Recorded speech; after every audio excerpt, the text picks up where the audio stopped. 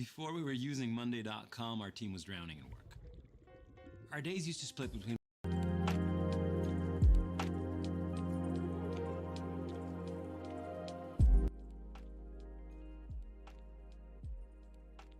Okay.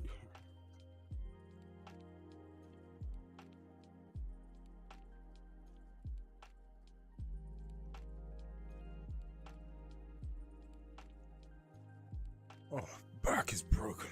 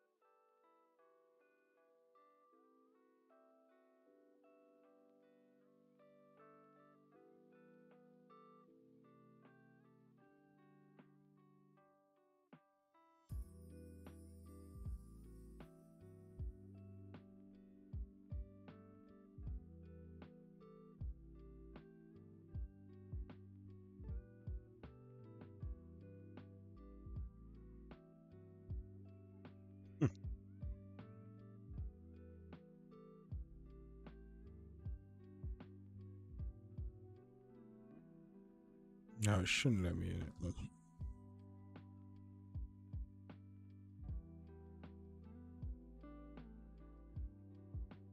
Perfect. Exactly what I wanted to see.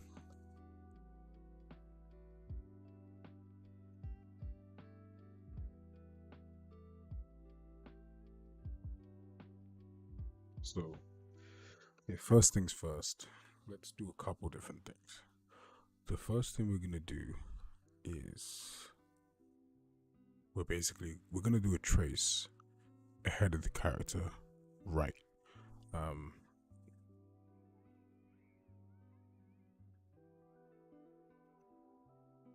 This is called every frame. So, and then what this trace is gonna basically do.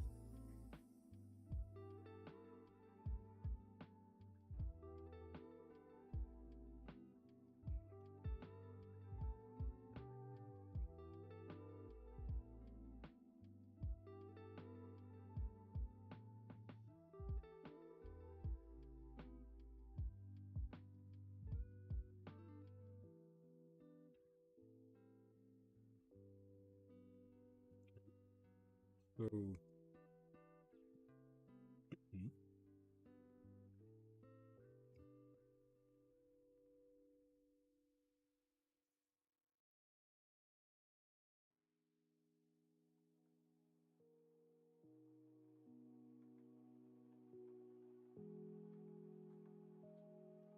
I need to know if the line trace can start penetrated. Pretty sure it can. Sphere trace for now. So sphere trace single.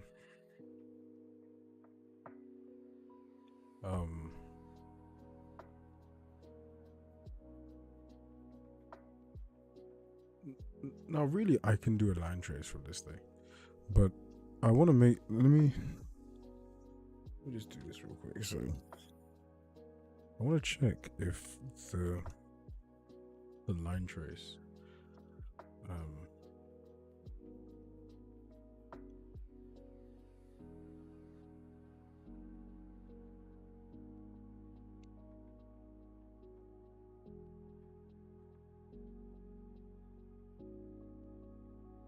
I want to check if the line trace is gonna pick up the whether or not it starts penetrated. So character now.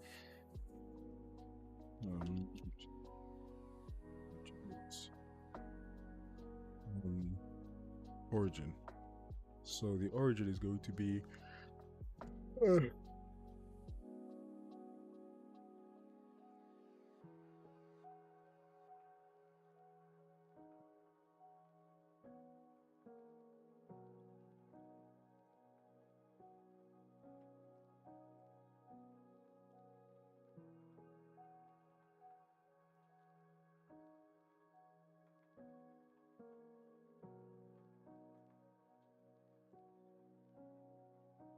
direction.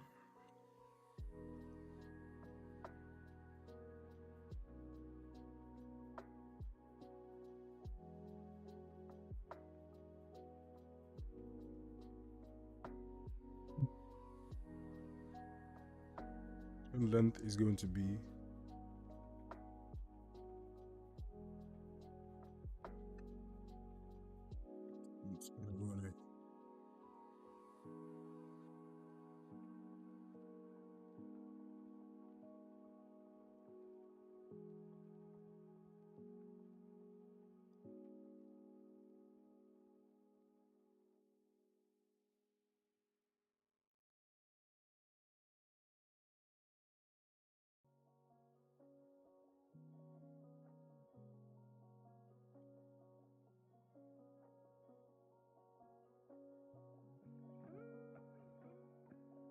on that.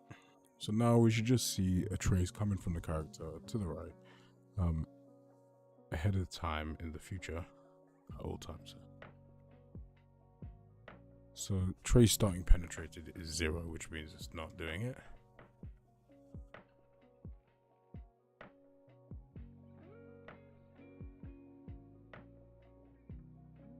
Oh, derp derpity derp derp derp derp. This is wrong. Plus.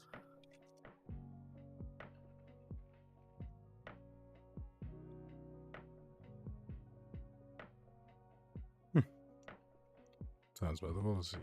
That makes almost sense.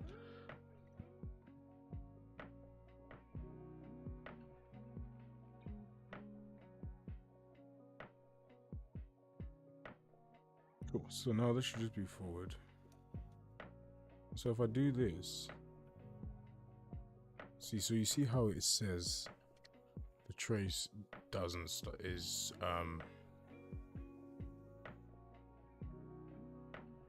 oh, I see.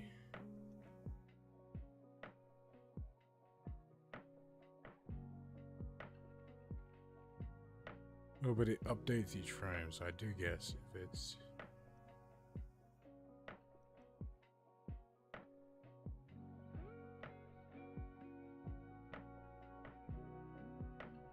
yeah, but they should all technically be starting penetrate if that's the case, regardless. Yeah, it should be going ahead and it should be traced. So there we go. I see. So this start penetrate is actually doing nothing.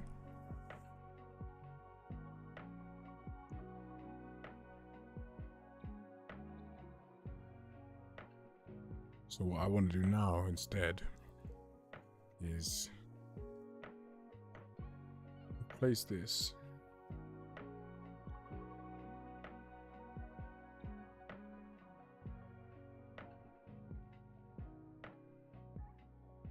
This.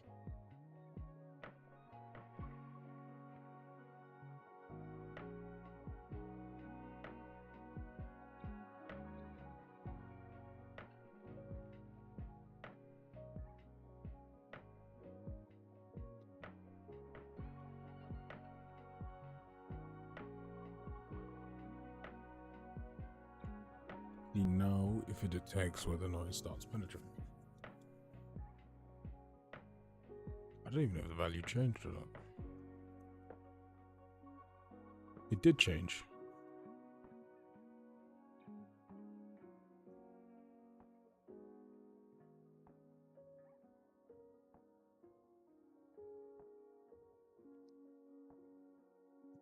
The one's completely inside the wall. That's interesting. What am I actually gonna do instead?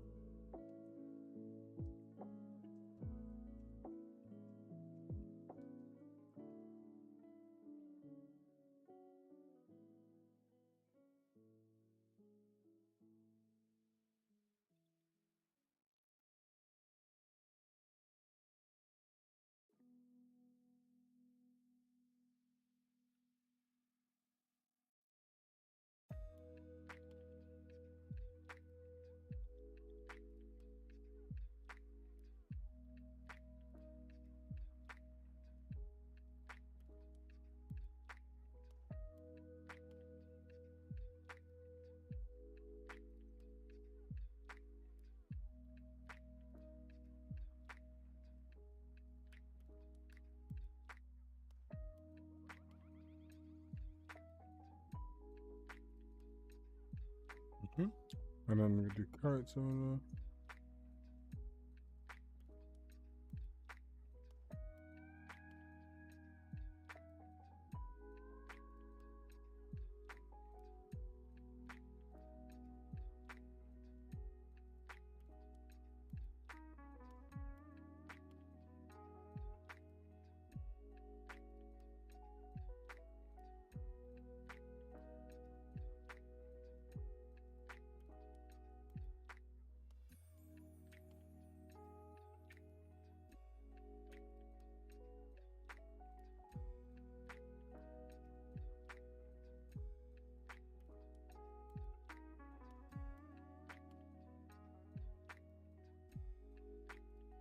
Yes, if you see what's happening here.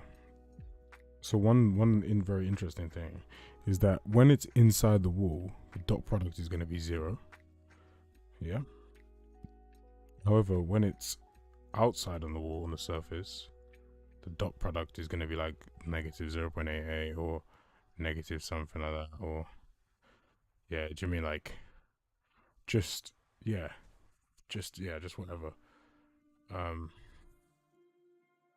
That's -1 there because I guess it's the same thing. And if I go here, minus 0.9, this is minus 0. Yeah, where because it's negative, so it's in the opposite direction. Okay, which is as it should be, because the right vector and then the right wall should be the negative one. If it's positive, then you know it's wrong. So it's negative.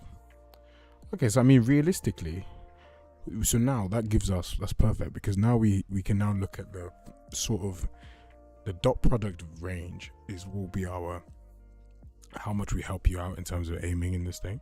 So we can be like, go into squeeze mode if the dot product is, first of all, that's not the right wall. If the dot product is positive, we know it's not the right wall. However, the dot product is negative, yeah, and between like and less than 0. So basically, if the dot product is less than 0.8, minus 0.8, then we know. See, like then, like even like minus 0.5, then we know, like, okay, you know, the wall is we found the right wall, like the right side wall, and in that case, update the capsule size. Okay, that's cool. That's good. That's good. That's what we wanted to do. So that's for the right wall. So now we could do a couple things really. Basically, instead of saying if the left wall past hits it starts penetrating, because this is a useless thing. This check is useless. What we want to check instead, and we can now use line trace instead. We don't need this sphere trace, luckily. So yeah, so let's go back with this. Bring back the line trace. Okay, so now we have our line trace back. Now we can say, if the dot product of this line trace here is because I it's annoying because I got to redo it for the other ones, but that's fine. Yeah, now we can say if the dot product for that line trace is less than minus 0.5, then we know we found a right wall. Then we do the same, then we know we found a left wall, and so on and so forth. Yeah, that's the main thing. And then all we then need to do is, I think for the squeeze, it's different, because for squeezing, we need to, well, quite frankly, actually, the current detection for what we're currently in, that's fine when we're like in that locomotion state. When we just shoot left and right to see if we have a wall, that's fine. We just need a hit. It doesn't really matter because we're shooting from the character. So that detection there is fine. What we do need to change is this: when we update the capsule, because we care about in the future and in the past, we need to basically we know we're going to squeeze if the dot product is going to be whatever that's going to be basically. So if that is the case, then let's do it now. So line trace single. So we say we found the right wall. I think then really we just need to see if we can find a left wall. And if we can't find a right wall, yeah, we do a right wall. If we found the right wall, see if we can find a left wall. Therefore, we're in the squeeze. If we found a left wall, see if we can find a right wall. Therefore, we're in a squeeze. If we found, the left wall, so the right trace didn't do it, but the left trace did maybe, because maybe we're inside the right wall, but the left wall isn't inside per se, or however we want to do it. Then do it. Although I'm trying to think of the scenario in which, yeah, if maybe the right one's inside the wall and the left isn't, because it's ahead of time, that would cover that scenario. Yeah, and then we do the current one, then we do the same for the past. Okay, so let's do this. So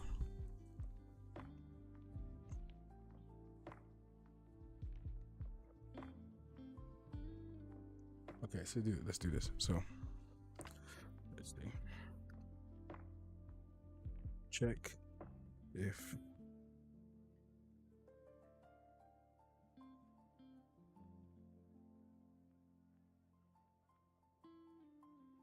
the future.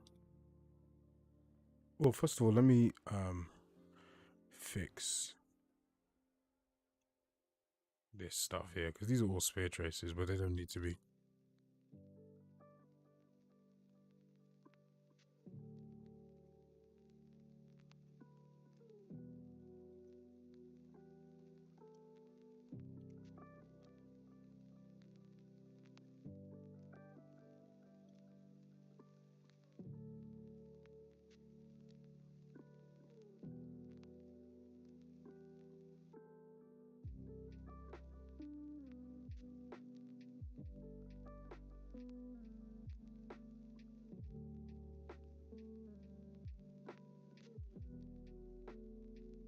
It's nice because it just simplifies this.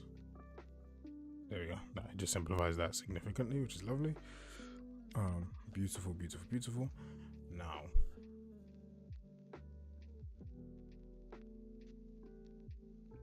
what we want to do is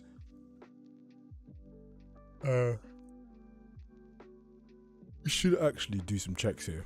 The same, like we should actually check that the dot product of that value is equal to the right. So we actually know we have a right wall if the dot product of that and the right vector. So we actually do need to add some checks here, so that we know we found the ground, we know we found a right wall, we know we found a left wall, blah blah blah, and we don't ever get like weird stuff. So for now, I'll leave it, but we'll actually improve that. Let's just do update capsule. Go into here. Cool. So, yeah, now what we want to do. Cool. So we've fixed all them. We just run this. Make sure it still works and everything.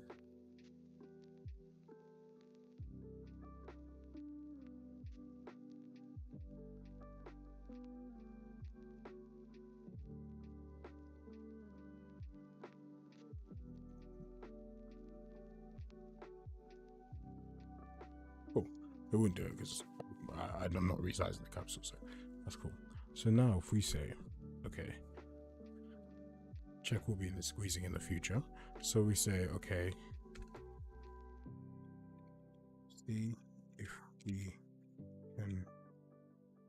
have a right wall. So yeah, so then we're going to do line trace single there, and then we'll say if right wall future hits dot impact normal dot with character owner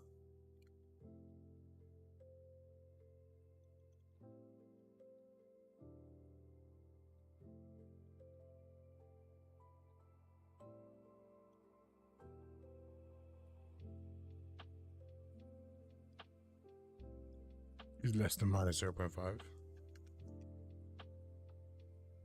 Yeah, is less than minus 0.5, which means, okay, we actually have a right wall. Then let's now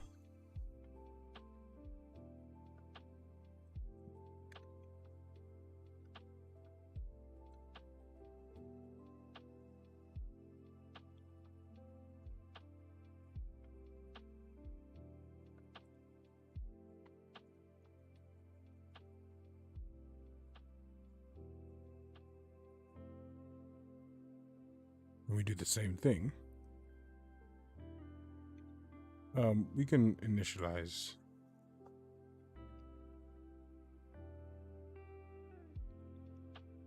left wall future hits, and then we can initialize everything at the start, and then we just change the hit struct, so we can have all our structs actually. Hold on.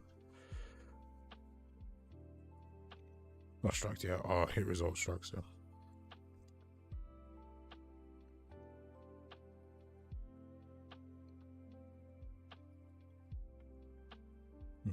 and then we'll say left wall future hits, and then we say character origin is there, direction is active right vector times by minus 1.0 f, because we wanted to go left. Actually, no. What we're gonna do in this scenario, if we have a right wall, we're gonna say, okay, the origin, actually, this is a much better way of doing it, is going to be the right wall future hits dot impact point. Yeah. Direction is gonna be the right vector of the. No, it's not. It's going to be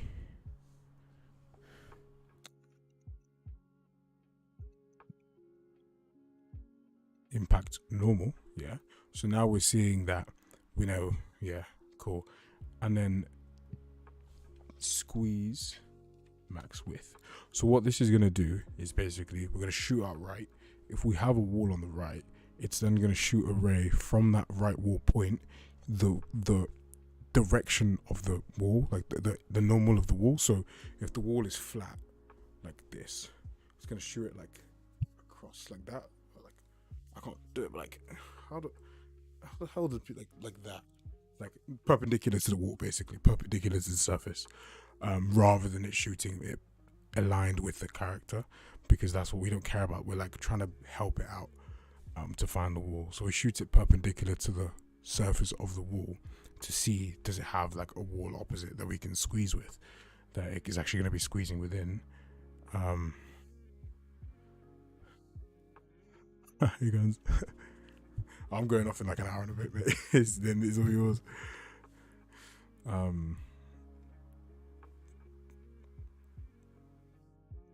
Jump in, man. I'm gonna jump in. If you want to jump in, squeeze max width. Yeah, and so then the distance is gonna be the maximum distance in which we can actually be in a squeeze. I think that's pretty wide at the moment, but yeah. So then it takes the max width. So then within this width, is there another wall on this path of the perpendicular thing? Yeah, that should do it. And quite frankly, I mean, even if I just run this, it should hopefully. I'm gonna, just so I don't get a bunch of annoying, I'm gonna kill this flag here. But hopefully now we should just see lines inside the wall. Like even if we come from an angle, we should just see lines that happen inside the wall, like that. If you see, so now if I come at an angle, I should still see lines. See, oh yeah, that's fine, because if you see here, the trace has gone and hit this edge here, but it's like there's nothing to squeeze in, which is fine. But then as I come around the corner here, do you see it now picks it up? So now the capsule will actually shrink in size. Now the capsule should be like, oh, we actually should now shrink in size. Like now I'm picking up walls, like a wall in front. I should actually shrink in size. That's cool. So then we say if left all future hits dot if there's a blocking hit, yeah, and this time we don't really care about the normal of this one because we already know it's going to be perpendicular to the other one. So if there is a blocking hit, then let's just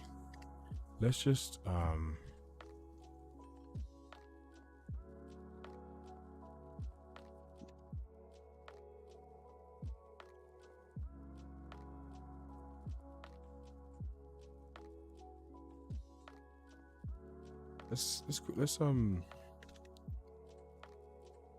initialize a variable.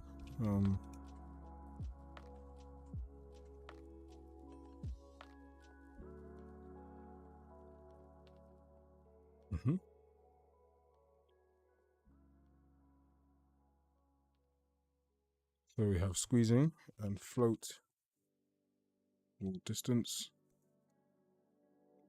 squeeze width.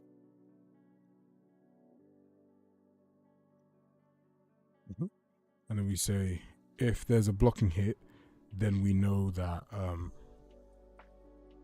yeah, so if there's a blocking hit, then we know okay, yeah, so then we can say squeezing equals true and wall squeeze width, sorry, squeeze width equals and I'm pretty sure we could just do left wall future hits dot distance, I believe. And I'm actually just gonna do DT.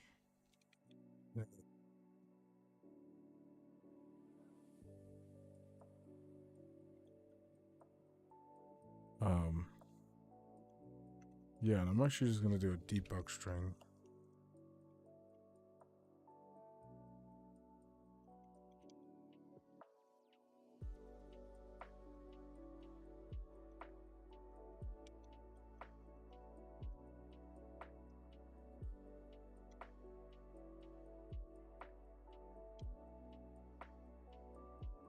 So if there is no wall, that should just, if there is no squeeze width on this right side, that should just be 0. If there is, that should actually have a value.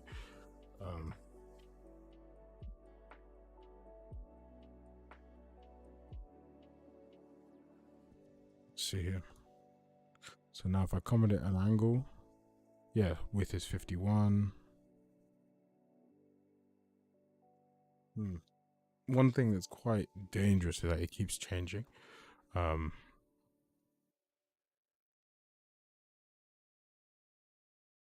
Yeah, because I guess the value is initialized and then it's not, then it is, then it's not. I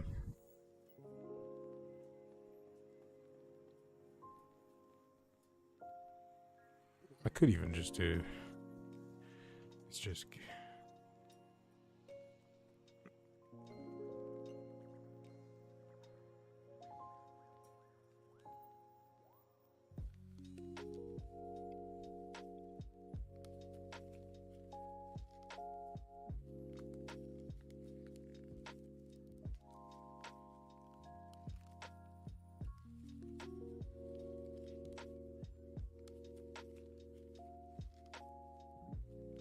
distance.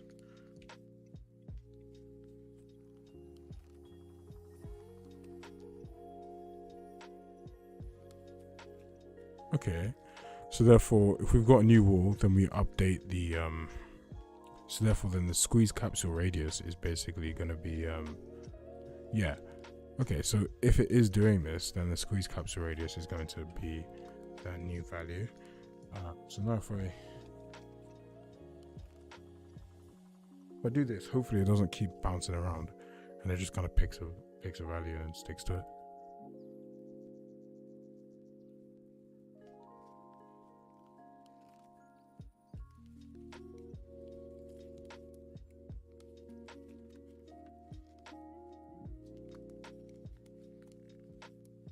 -1. Oh, that's some weird behavior there as well. I need to fix that. I just did it again.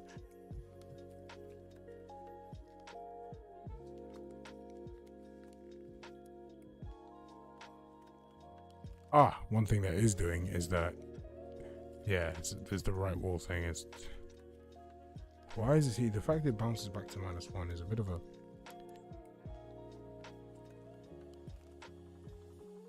Or use it to.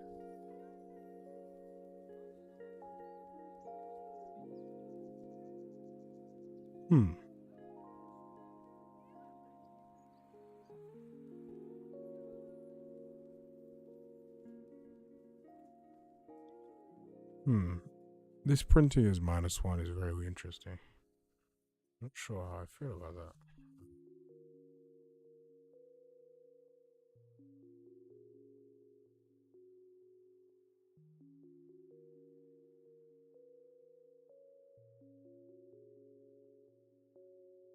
It's very weird, the jumping between the two.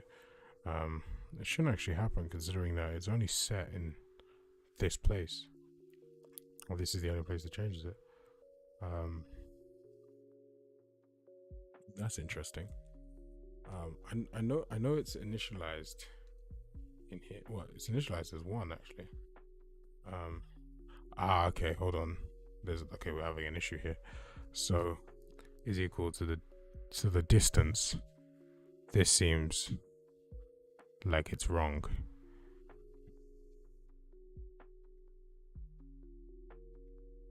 Oh, hold on.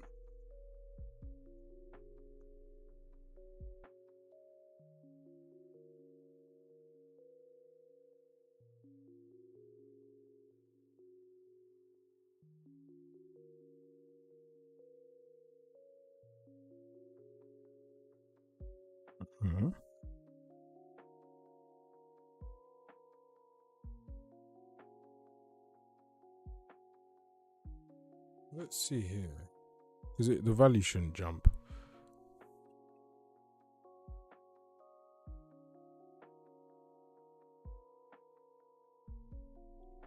Yeah, the fact the value goes to -1 is a big problem. Because even if maybe that distance value is just.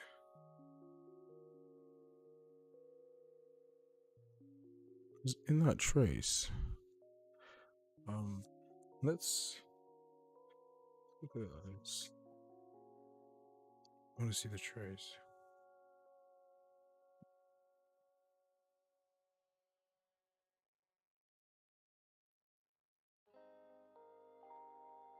Okay. What's happening is it's hitting the same point. That's why. Because it's like 0 divided by 0 is 0 -1. The distance is actually 0. So, okay, that makes sense. What's happened is when I trace from the impact point to the new point, it's just hitting the same point. So it's just like wherever I'm impacting, it's then just hitting the next point, basically.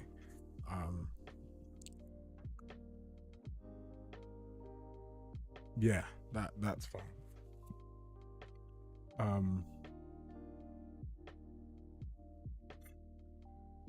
There's a couple things we can do.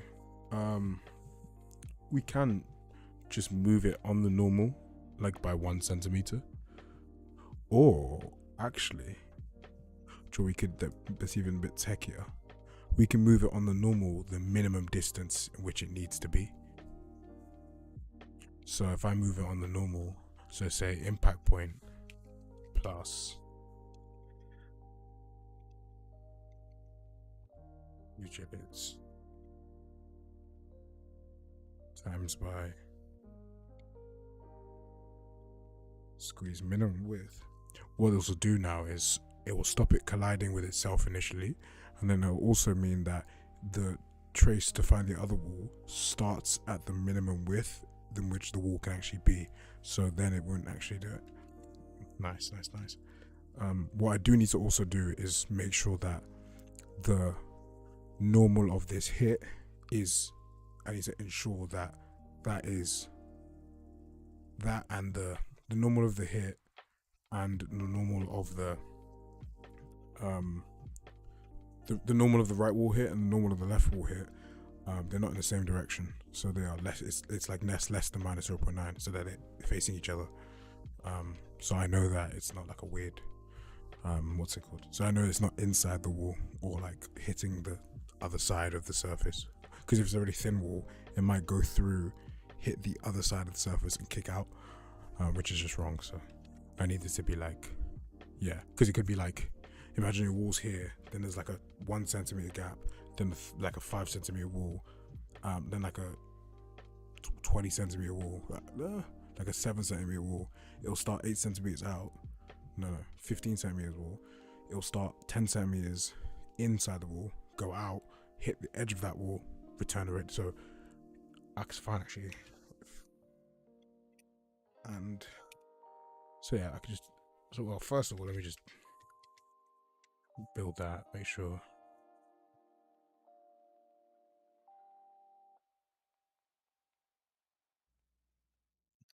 Okay guys, so we've got Guns. He's giving me daily blueprint tips. So yesterday he sent me a blueprint tip that I already knew existed. So now he's going to try and do it so every day until I know something, until I learn something new. So you're lucky enough. So here goes. Did you know that when you drag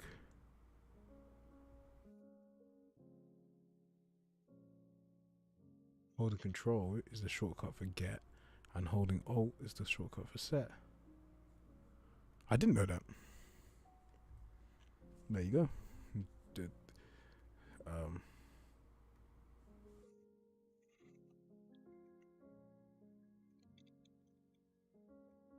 useful tip. I'll give it a thumbs up for that tip.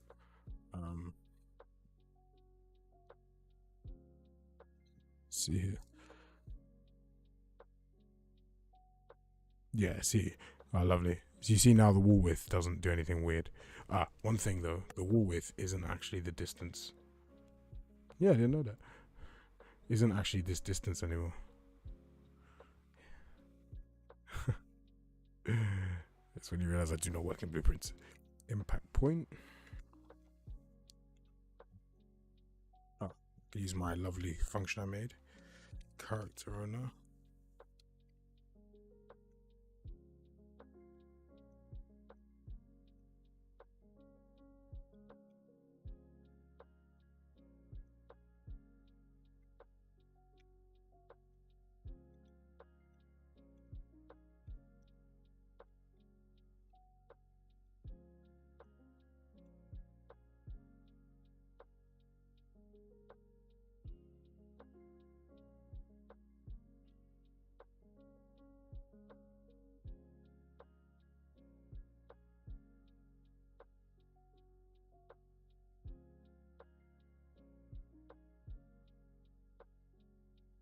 Divided by 2.0f minus 1.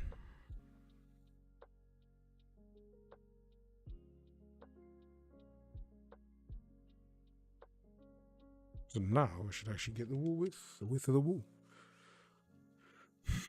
I then need to just do that check so that I know it's the impact normal is right and whatever. But now I should actually get, okay, wall width is 24. Is that 24? Oh no, that's not the width of the wall. That's the radius of the capsule. Yeah, that's the radius, yeah.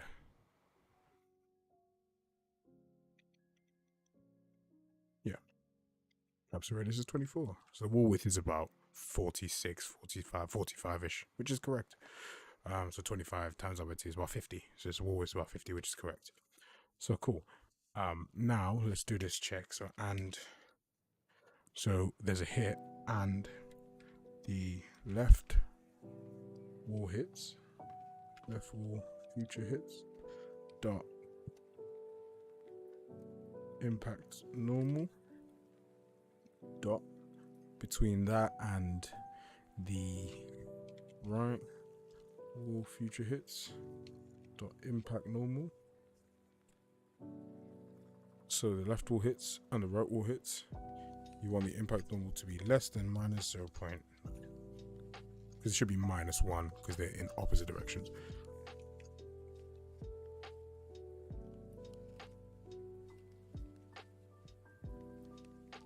So now hopefully that should solve any discrepancies we have in figuring out whatever thingy it is or whatnot. There we go. 24. As you can see, if I do that, it doesn't do whatever.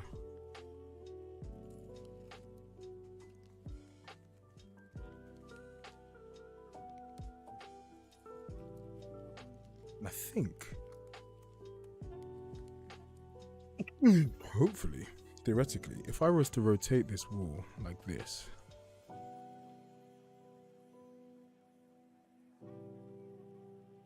theoretically, this should actually work. Oh.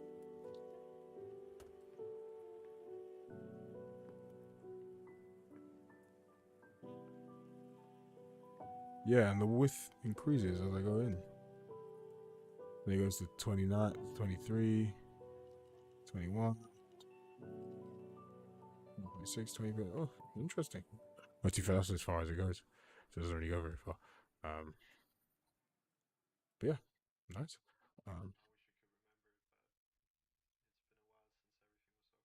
For now, we're just gonna have straight walls. We'll tackle the curvy walls as we go. Okay.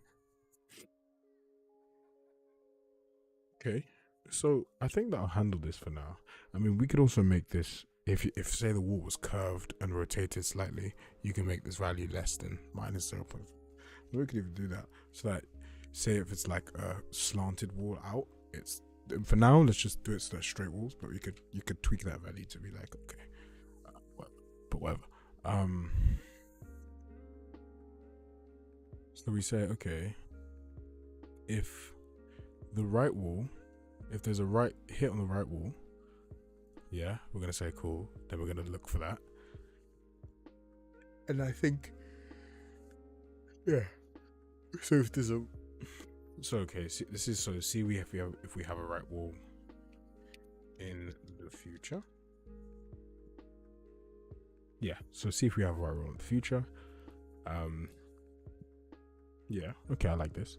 So in the future, we see if we have a right wall. And then we're going to see if we have a right wall in the past. I'm trying to think if we need to know the present time. Yeah, we do.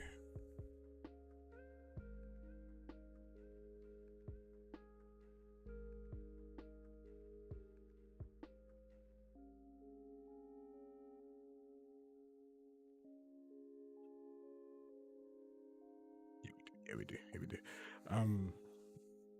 Okay, so let's see. So if we see if we have a right wall in the future. So we see if we have a right wall in the future.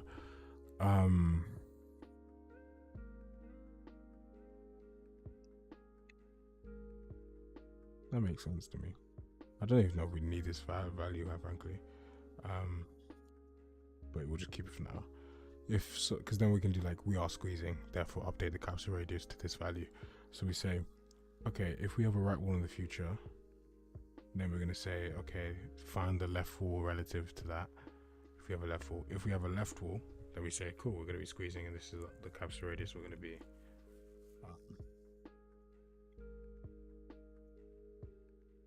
But we need to. What we're gonna have to do in the end is do a check for all three, and basically, is squeezing true?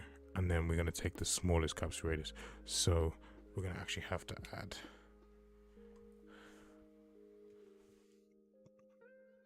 No, because then we can actually just, as we go through each one, we can just take the minimum, whether if the future capsule radius, if the capsule radius I detect is smaller than the other one, then it's going to do that. Okay, so this is in the future anyway. So let's just do this now. So in the future, okay.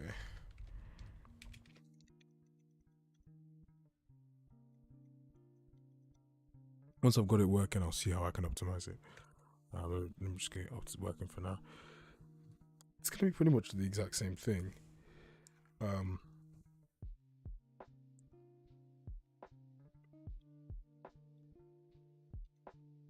So it's like here's just gonna be left wall future hits, but the direction is going to be that.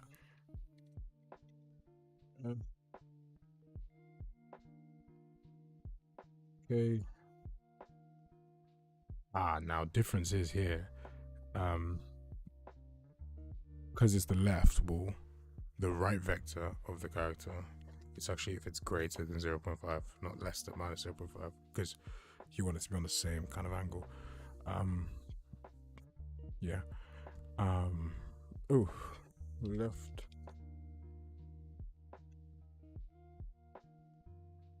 Because yeah, one of the this is also interesting. Actually, what we can do, because yeah, we can do this here, because then if this is true, we can just change the value of this. Like if we have a right wall, we'll look for a left wall, and if we don't have a left wall, then we don't have the opposite won't be true. Do you know what I mean? Like if we have a right wall that's valid, will we have a left wall? If we do have a left, vice versa, basically.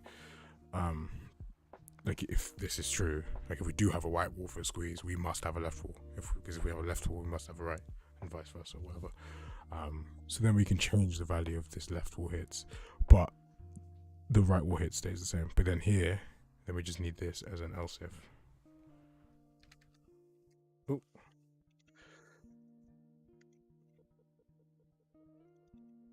Else if left. So if that's not true, we're not going to do any of this. Then we'll say if the impact normal that is greater than 0.5. So we say, okay, well, we don't have a right wall because this means I'm coming on the left side. Do we have a left wall? And then we say, like, have I detected a left wall, basically, initially? If so, say right wall future hits.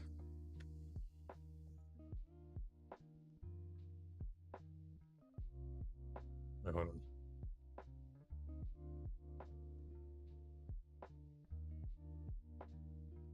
Yeah, cool. We'll say right wall future hits. We'll say right wall future hits.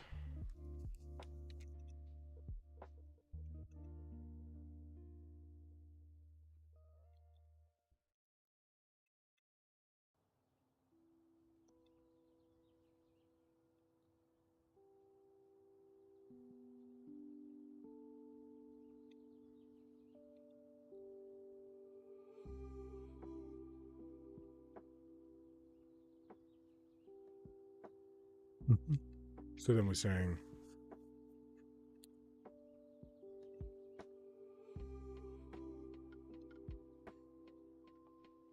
we say we've got a left wall. Have we got a right wall? So we say right wall future hits.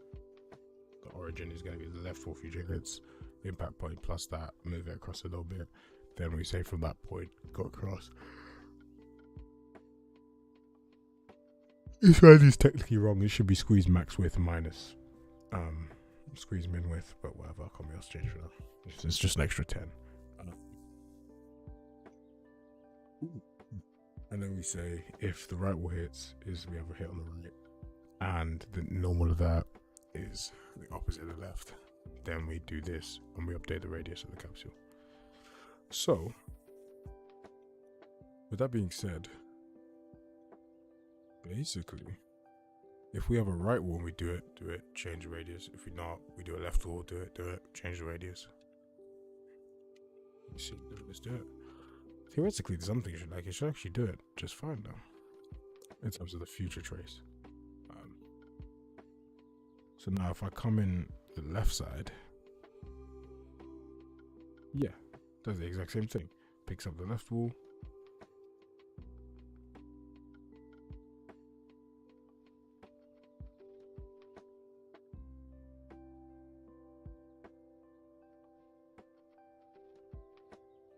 I see, yeah, so it's done. It's picked up the right wall.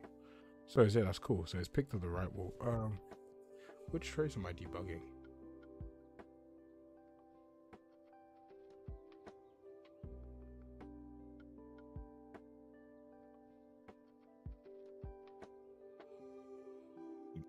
Oh, both of these are the left wolf. Let's go its direction.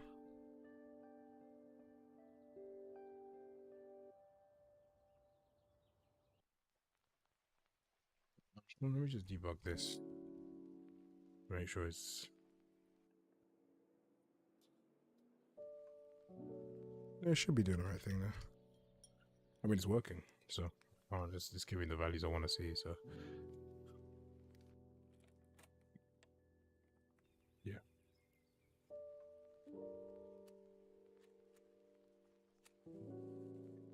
Cannot complain, there you go. So...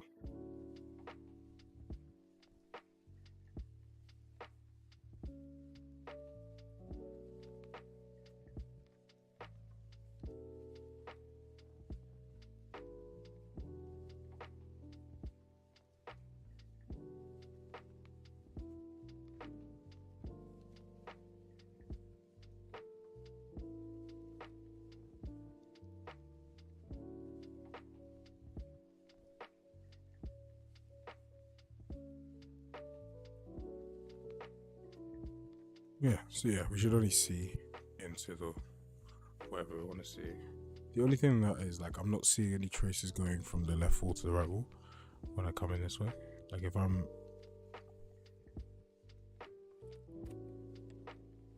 It's probably because the right wall is actually picking up.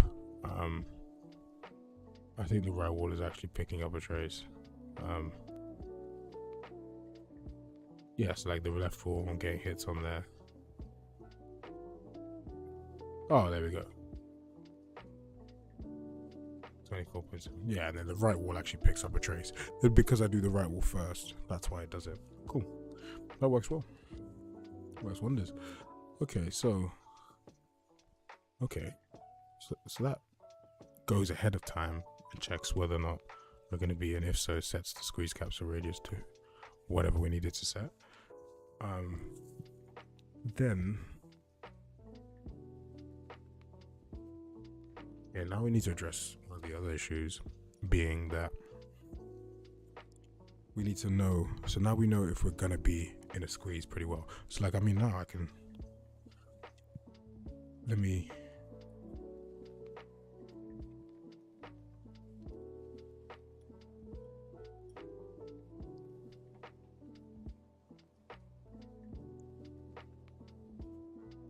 what I can actually do is... So we can say, okay, in the future, if we're not going to be in either we don't have a right wall or we don't have a left wall, then I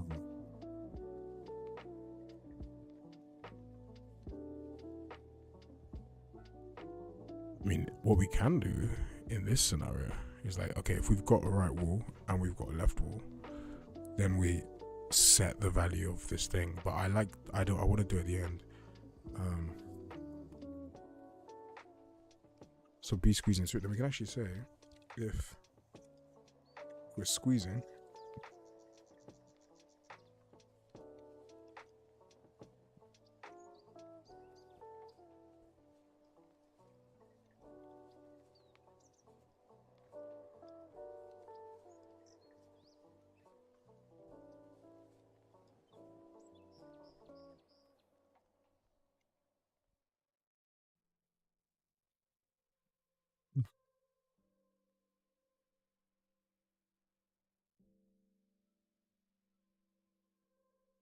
so now we should set the capsule radius. Oh no, now we're only looking ahead of time, so that's one thing. But now we're gonna say, okay, if in the future we're gonna be squeezing,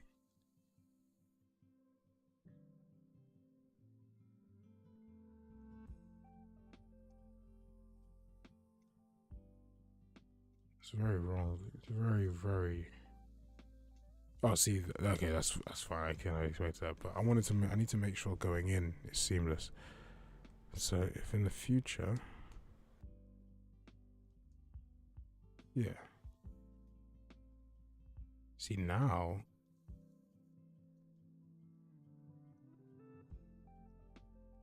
that's fine. That's one thing I can deal with that.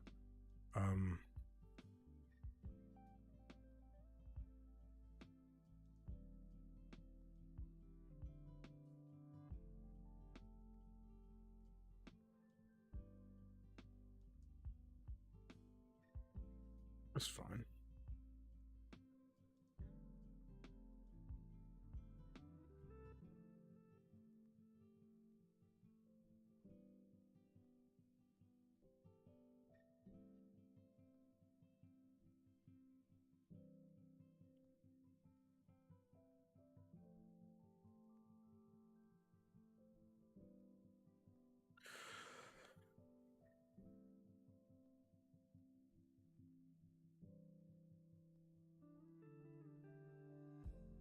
Hmm.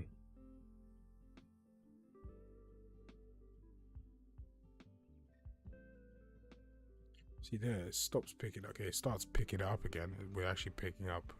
The left wall isn't doing anything, and then now we pick it up again. Yeah, it's just not as clean still. I think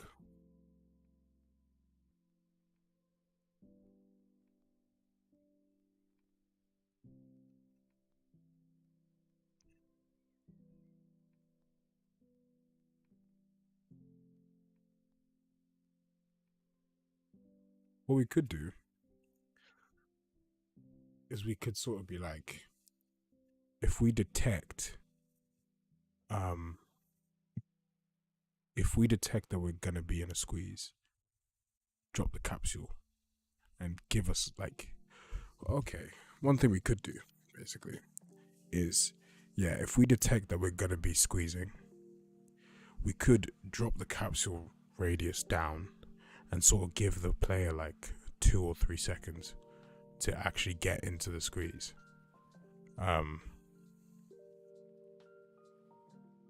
Just like a bit of leeway, because basically what I want to do is assist them in doing so, but it seems that any slight too much variation in just at the forward angle changes a lot. And I think what's happening is, yeah, I mean, it could also just be because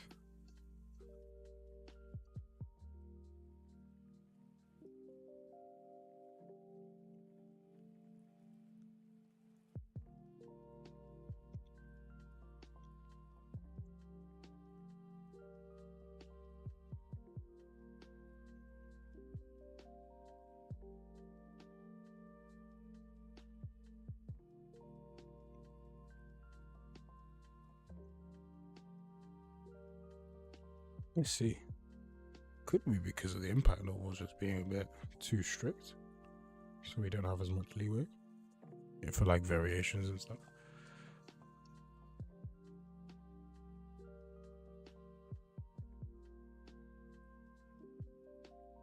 You know what I also really think it is, actually, more than anything, I think it's that initial width offset that we do, because obviously it moves it. No, but that's only in checking the width of the wall.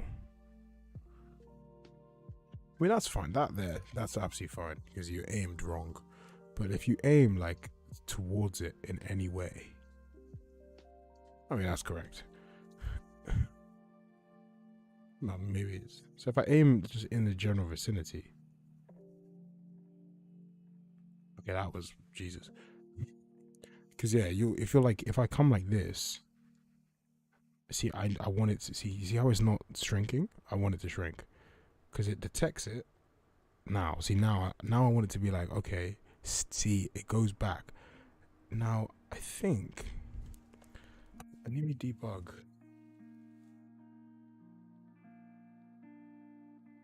Turn the debug on these.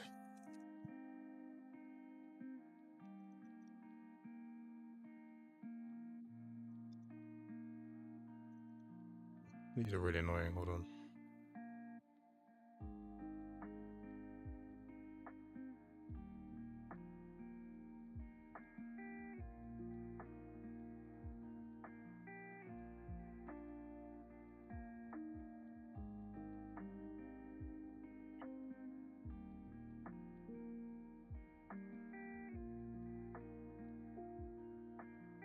Just so I can see what's going on.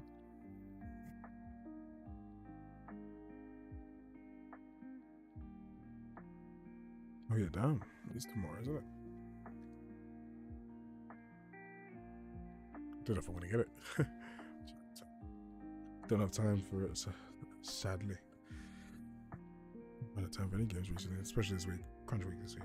Hopefully trying to get 0.1 ready for you guys this week, so all hands on deck.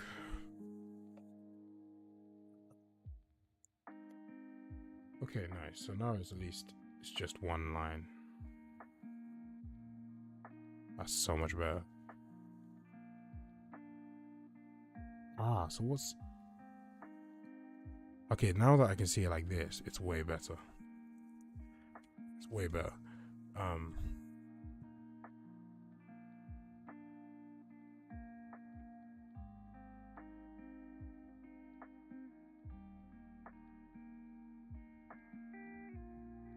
So there's no hit.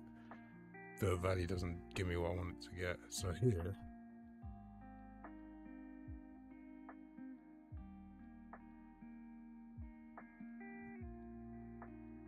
Do you know why? Do you know why it could be?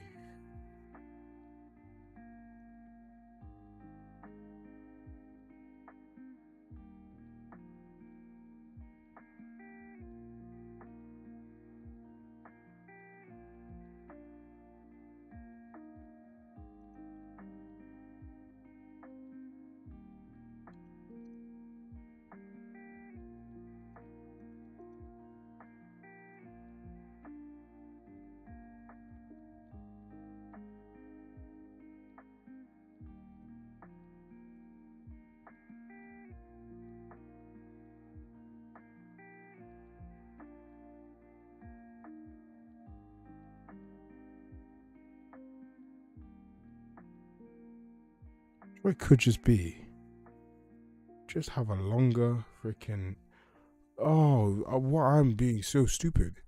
The main fault in everything is not the dot product. It's the length of my trace. It counts for such a tight angle. If it's longer, it counts for more. So if I mean, it's because I'm saying max width, the squeeze, max wall distance here is just tiny. If I do something like,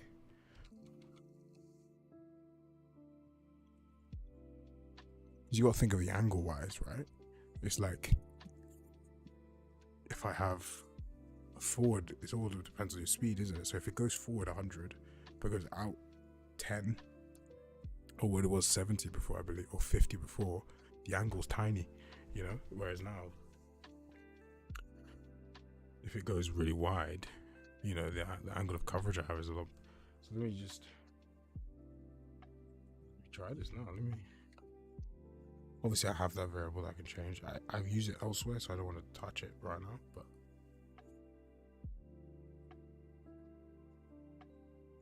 yeah. So there you go. So much better. So much more consistent in detecting it. Nice. That could have been the whole problem from the very start, quite frankly. And now we just have way more. Yeah, do you see how we've just got so much more? Oh, we do? Do we even? So if I'm coming at this here.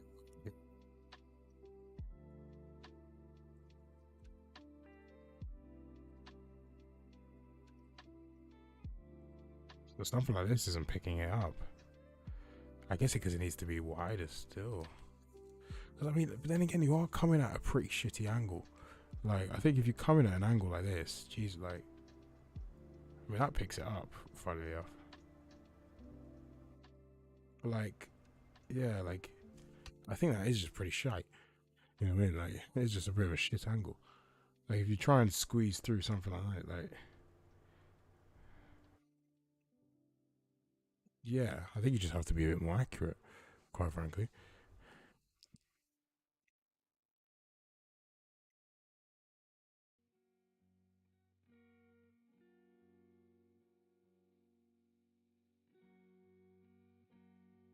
Yeah. I mean, it covers them mainly. It's like, it's just, it gives me that general accuracy that I wanted to, just like something like this. So if I come like this, yeah, see, that's the main thing I wanted to see here, though. Why is it that it's not picking it up? That's the one thing.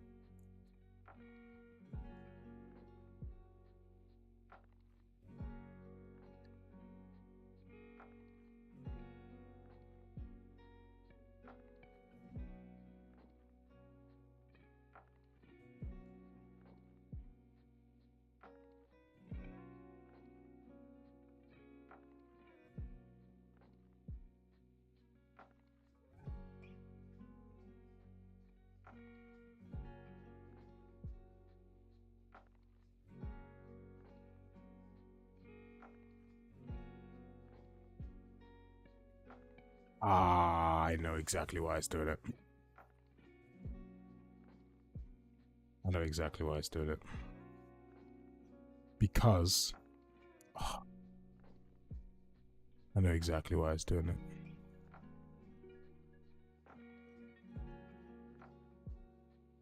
I know exactly why it's doing it.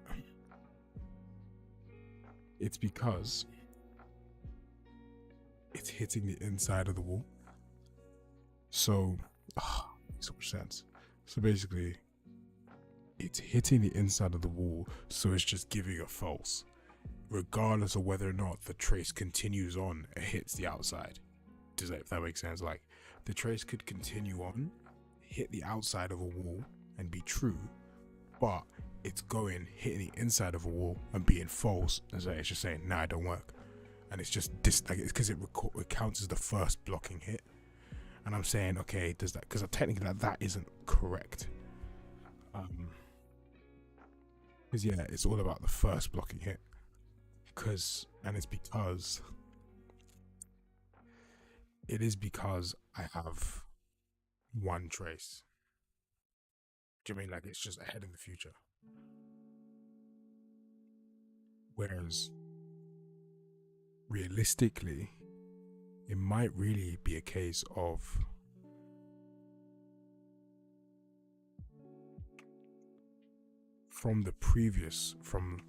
I might just be a case of doing a for loop from behind me to in front of me, incrementally adding the because then we only need one trace each time rather than 4 traces every frame. It's a for loop, which is this n complexity, and this is 4, but it's way more accurate because it will go from behind me forward all the way and say, okay, if there is a hit of a squeeze, I'm still in a squeeze, and then I just keep updating the value of the squeeze capture radius to the smallest one. At the end, I set that value. That's the way I should do it.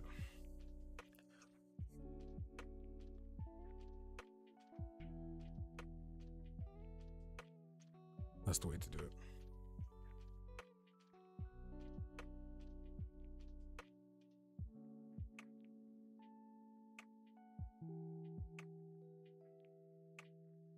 So if we do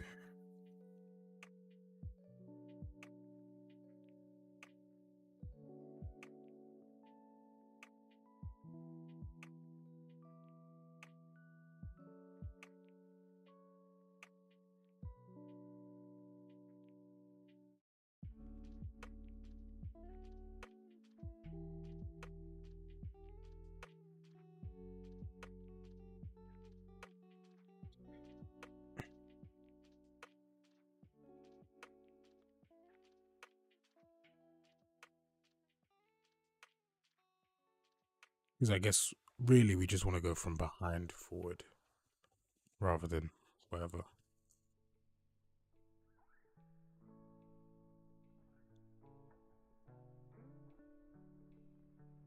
I mean, I could just go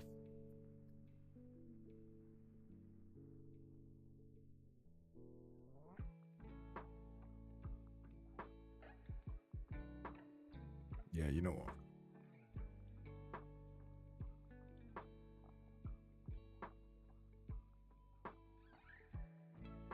You know what? Because then the speed of it can stretch and scale. So if we go in I equals 0,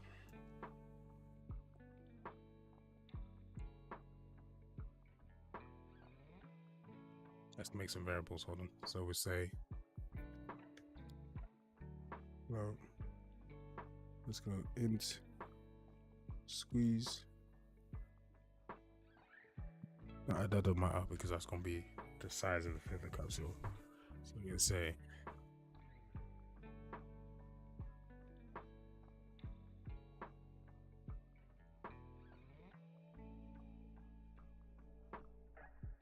we could just do 2 times that. 2 times by the current speed, and then we know we're just going to keep adding it up to the current point and then beyond to the next. So we look at one behind and in front. So if we do in I equals 0,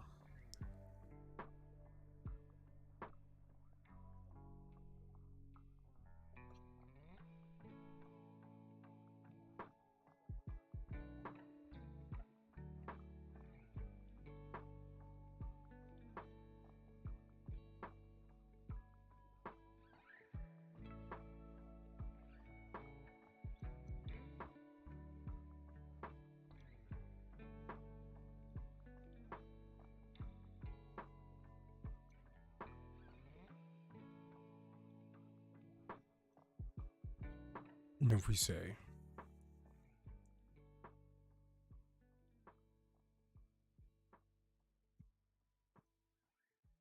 then we need to do this.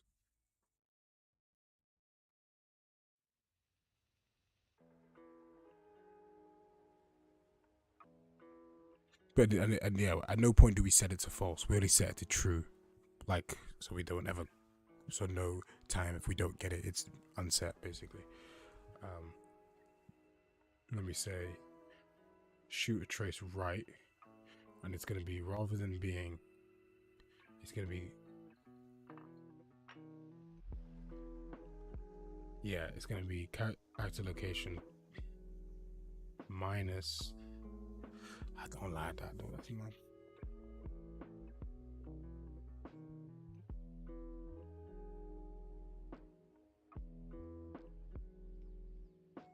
Because it makes sense that the starting integer just to be like -50 or whatever, and then you add 1 to each time until you get to double the value of what.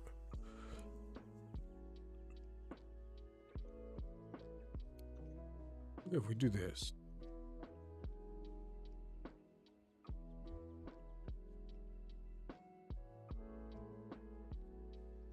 so 1 second in the past, it's going to be double that value, I plus plus, and then we say right trace single actor location plus character for times by, so it could be like -360. So it says -50, -49, -40 times by I. A bit cleaner.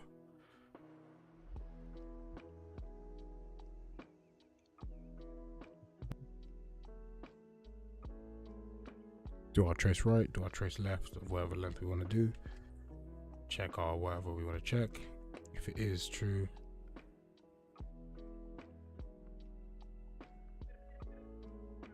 okay, then we say if the impact point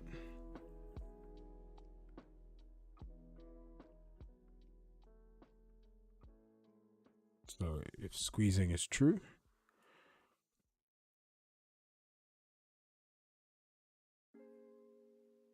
only thing is we need to take the lowest value. We need to take the lowest value in this iteration, basically.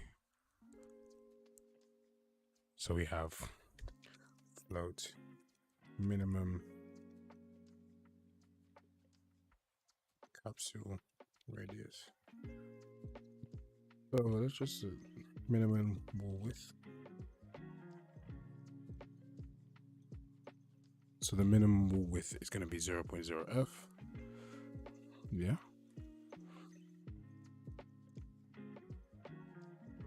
And then if we're squeezing is true, then we're going to say, yeah, for each one.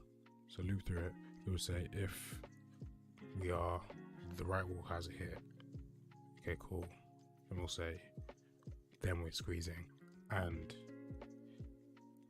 we basically want to because we can get this the next frame, we only want to change the minimum wall width if it's less than. So then we say minimum wall width equals min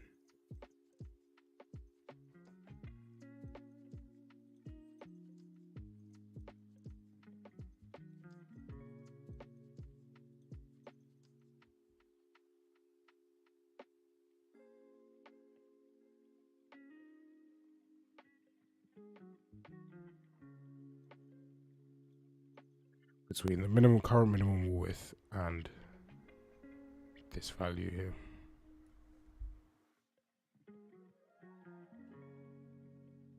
Yeah. And so we update the minimum wall width. Yeah. So then we only update the minimum wall width if it's less than whatever, if it goes to whatever the lowest value is. Oh, but we need to make sure it is initialized actually as a really massive value. So we do std limits max.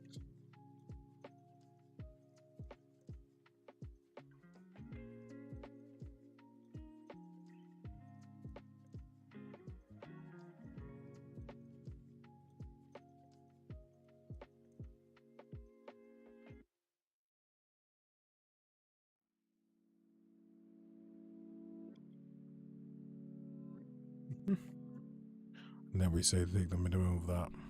Cool. Yeah, and that's only gonna do it because the distance value was set no matter what. So then it's gonna actually have a value. Cool. This should do something, quite frankly. I'm not 100% sure exactly what. Let's move this. Now we're gonna say at the end of this for loop, if we're squeezing, we're going to say squeeze capsule radius is equal to the minimum wall width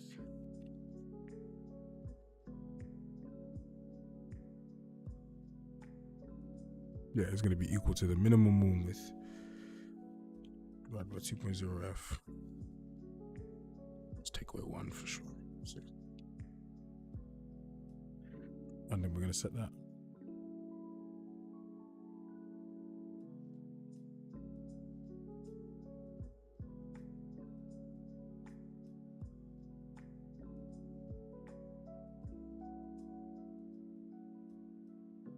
Curious what's going to happen here.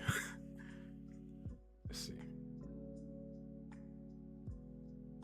Okay, so now as I walk,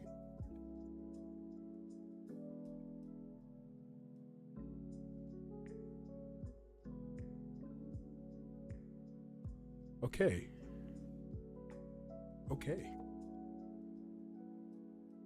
That's actually what I wanted to do. Now it's a fat trace now. Like I don't think it needs to be that wide now.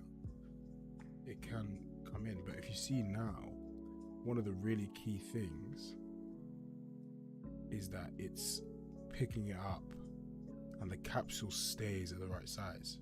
It takes the minimum one, picks it, and it stays at the right size. Obviously, if as I turn, the trace it does some weird shit because of the like at one point nothing is gonna hit during the turn. But if you see from like here, it's doing like that's really poorly. My God bless your FPS. Let me show my FPS.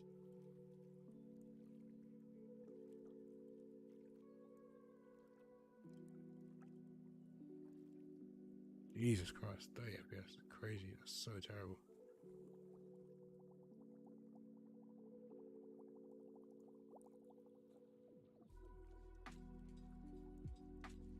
Pretty shy.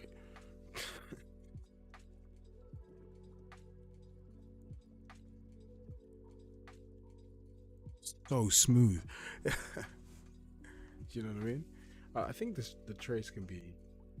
Obviously, we also don't need to do it every single, like we can increment the value by like 10 each time or whatever. And let me also let me kill this debug. I think they're all being debugged.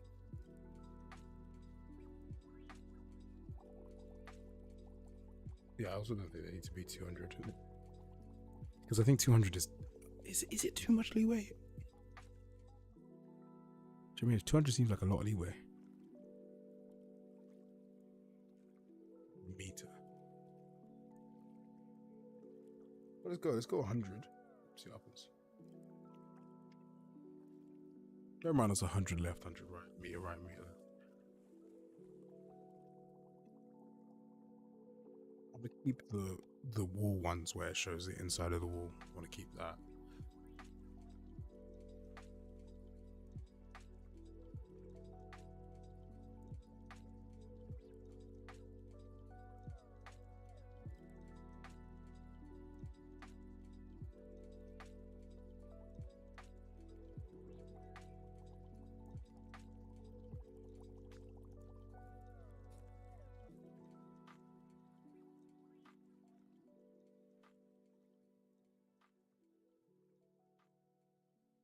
I think that's the best way to do it. To dynamically resize it. What's good is that I don't have to do like a future hit. Like, I can just rename this now to, like, it's not about doing any hits in the future. Like, I can just be like, right wall hits.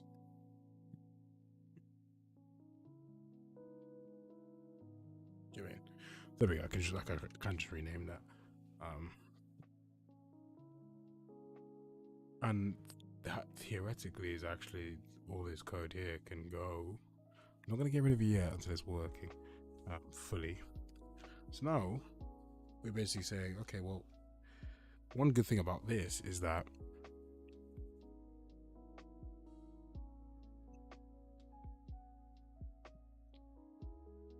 so one of the things is that so I basically have a trace that like if I'm turning, so basically what I did before is that if the turning is null, then we do the trace. But if the turning is not null, then you don't do the trace. Because basically whether the actual whether or not you're in squeeze or not is done by your current state. Now it's like, am I in squeeze or am I not in squeeze? If you're in squeeze, it means that whether or not you're in squeeze is done by your current state. So that means that being in and out, like whether or not I'm squeezing, that's already decided for me. Now I just need to update the capsule based on all these things. Now I need to decide whether or not to update the radius. Okay, so I always update the radius to the squeeze capsule radius if I'm in squeeze, but then I only do all this stuff if the locomotion turn if I'm not turning in locomotion. Yeah, so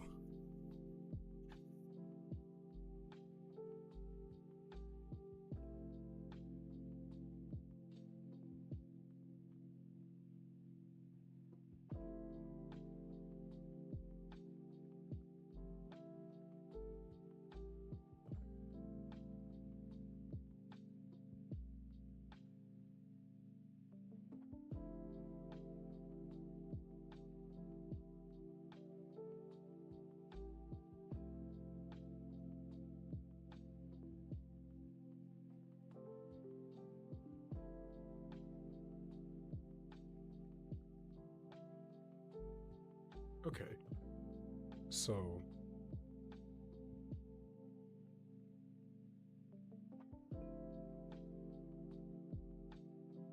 now we're saying basically so if we're squeezing, so this is squeeze, and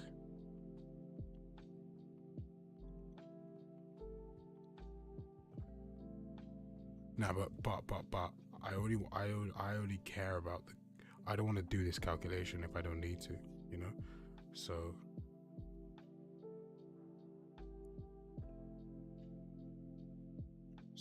if we're squeezing,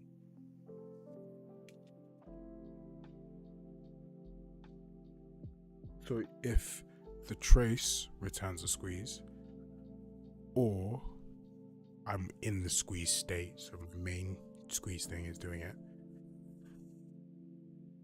No, that's cap. So I only want to do any of this.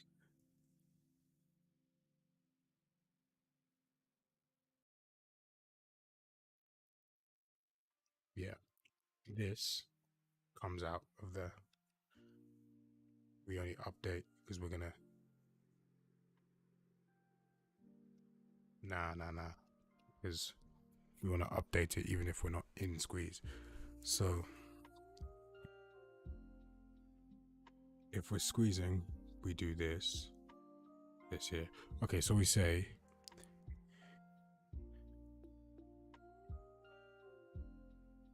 okay, so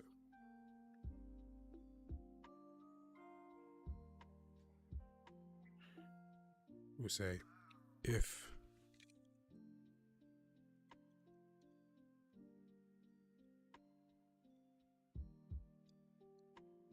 we're not turning,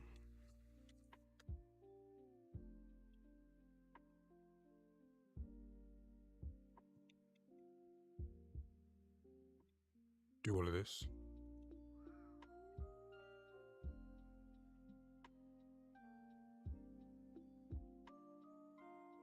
Yeah, so if we're not turning, do all of this fancy pants stuff. Like that. So if we're not turning, so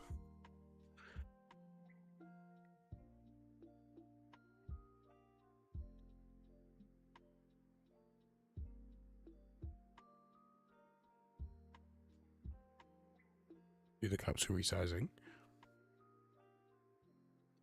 If we are turning, I just want to set the radius to whatever the squeeze capsule radius already was. We don't need to calculate a new one, but we just want to set it to whatever it was, and then we do it like this.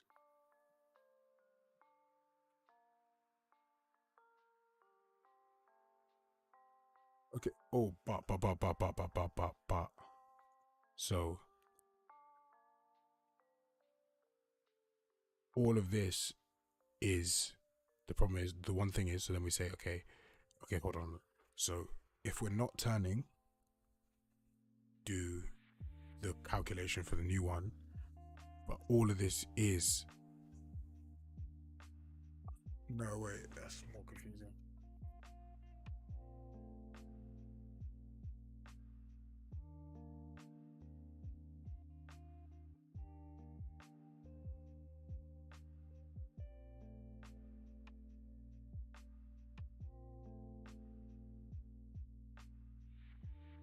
Because that's the one thing.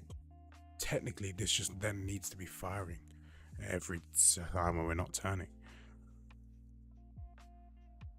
That's a very heavy thing. But the issue is this. It needs to only fire if we're squeezing, you know? Like I can make it an else if.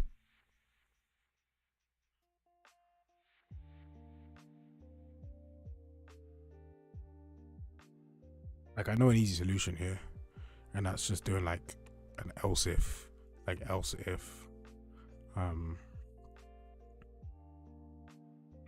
we're currently squeezing, update the radius. So if we're not turning, we want to be looking at what the best capsule radius is. Like we want to be dynamically updating the capsule. However, if we're turning, we just want to check, are we in the squeeze state? If so, update the radius. But I feel like there's a better way to do that. Let me just do it, see if it works. I don't know if so.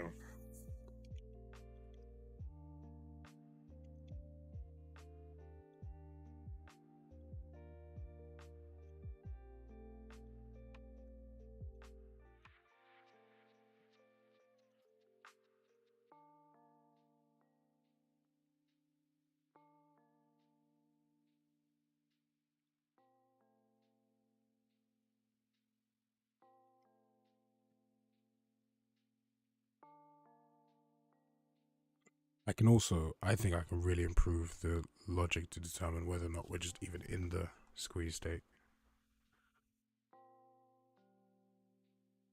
So now we're in squeeze. There we go, it works. If we're not turning, are we?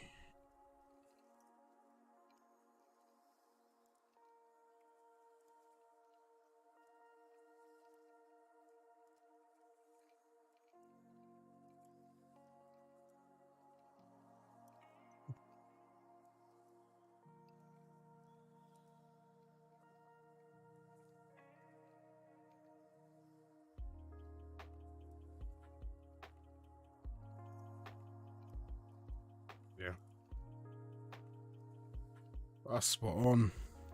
Annoying. That's literally.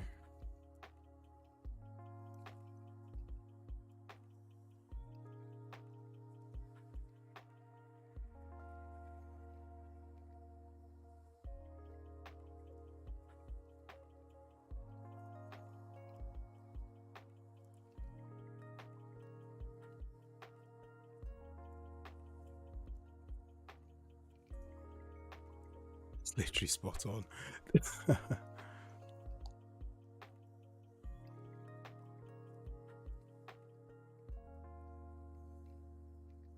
Pretty damn good. Damn, it works so well. But like, I know it sounds like I'm angry that it works. I'm not, but I feel like I don't like this per se, because I feel like this makes this function hyper specific to squeezes.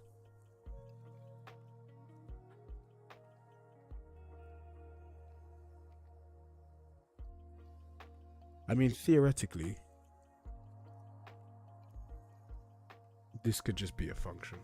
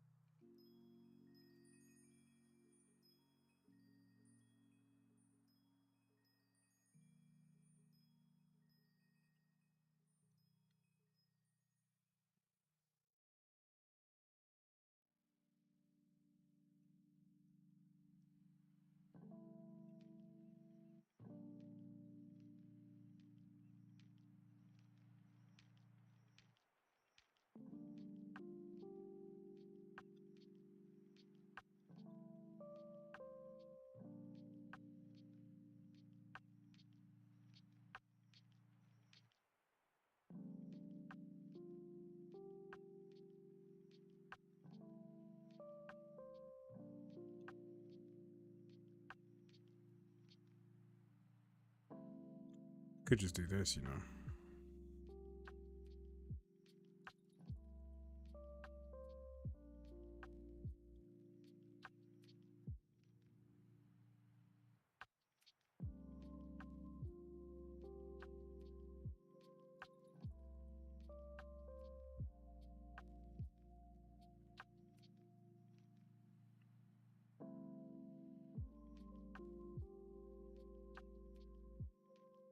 And all this does is it resizes the capsule and updates the squeeze capsule radius.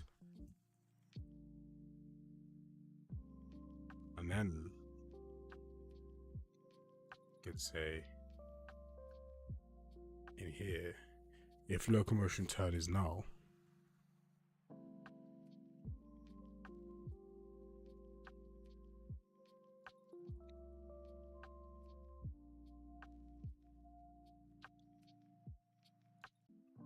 yeah, what I can then do is actually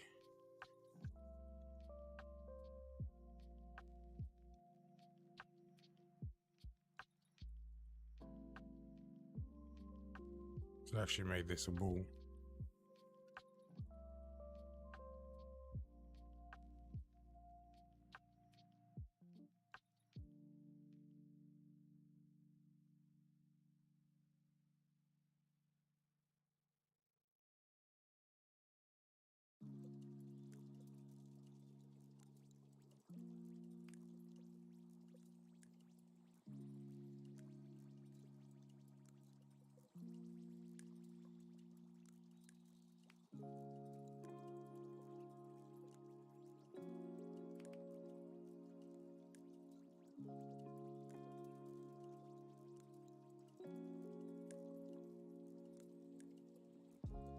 And then what I can do is in this function where I update capsule,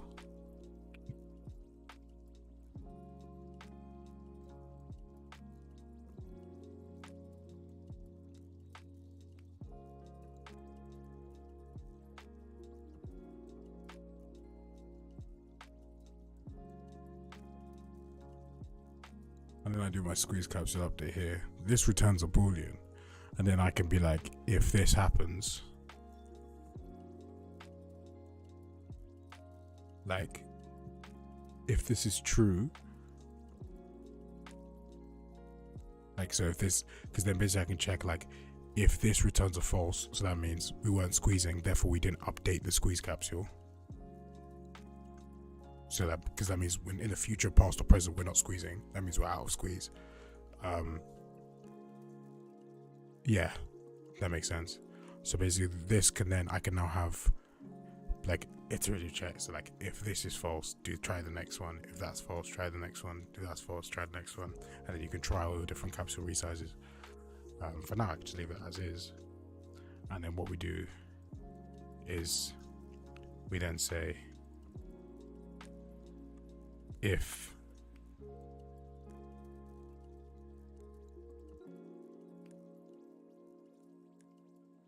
I think I can then just have, I can have this separate to this, and I could just say, like, I can kill the set capsule radius stuff further up, so I can kill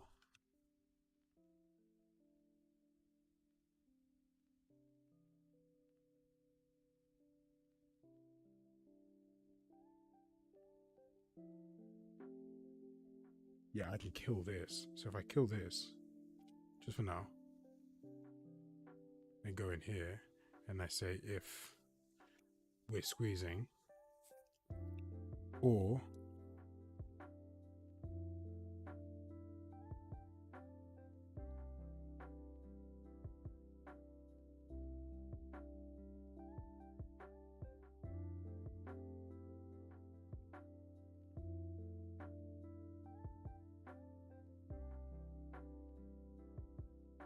we can even have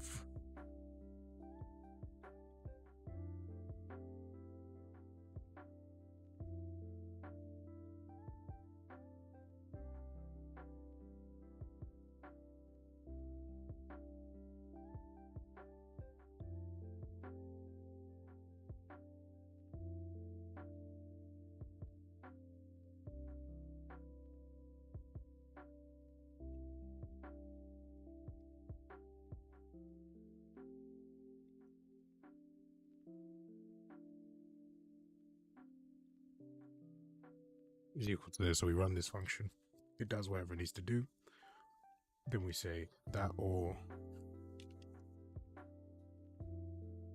so this will give me a true, so this will set whatever values it needs to set for the capsule radius. If it's not squeezing, so it'll be false.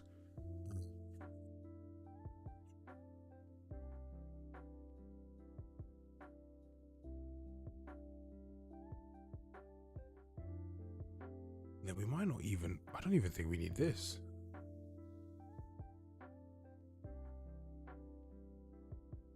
So I'm thinking then it's like, if I'm rotating and it says, okay, look, you're not actually squeezing at any point in this. Well, yeah, I mean, what if I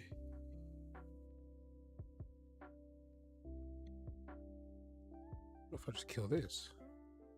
Let's say,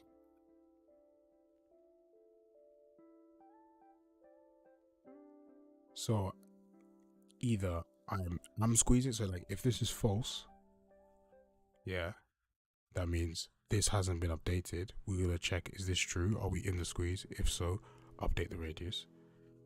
If this is false, we're not in the squeeze, but this might be true, which means we might be in the squeeze, which means we have the capsules updated. Set this.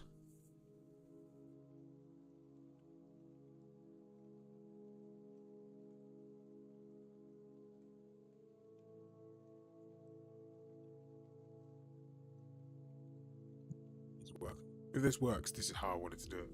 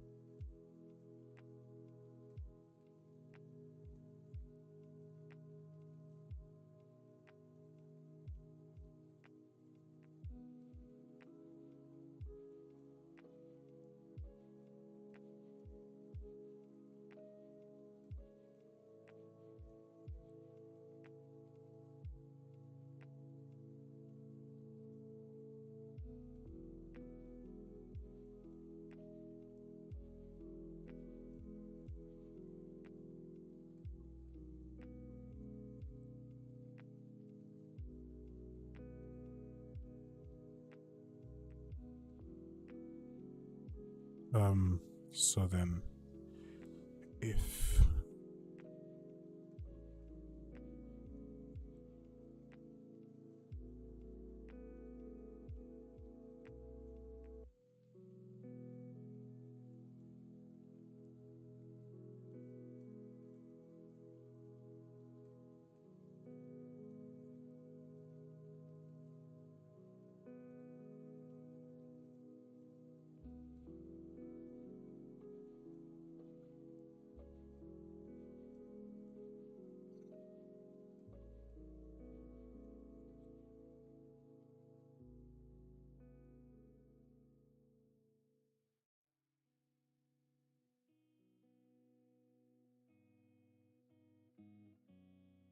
yes. Now from blah blah.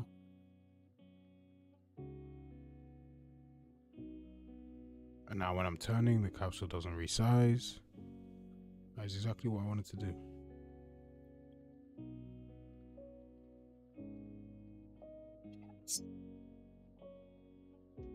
That's so good.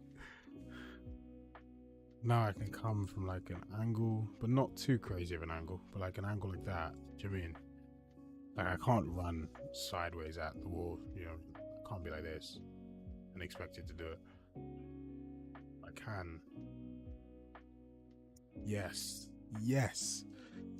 And this update capsule now is perfect because it's only relevant to, and now I can make this function extend beyond.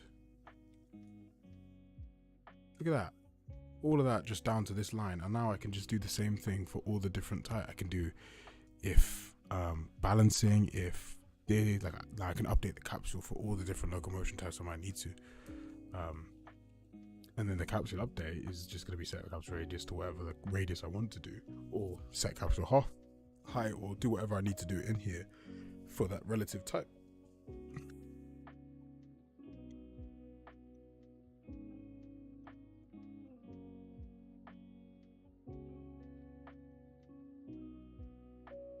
Because I need to do the same for shimmies. And then in here, this is where we do our logic of, we check if we're squeezing in past, present, future. If so,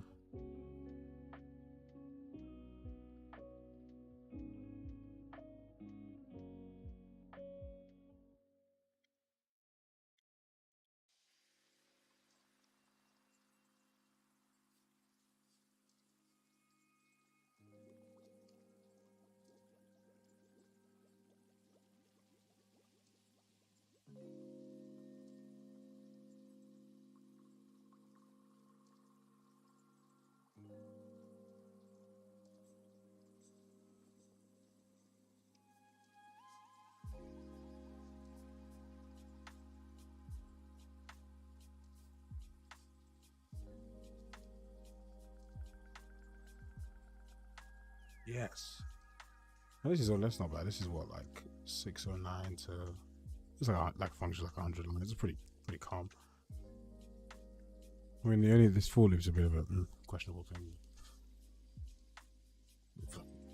or in complexity, but before I did have a 4 complexity, now I have 4n.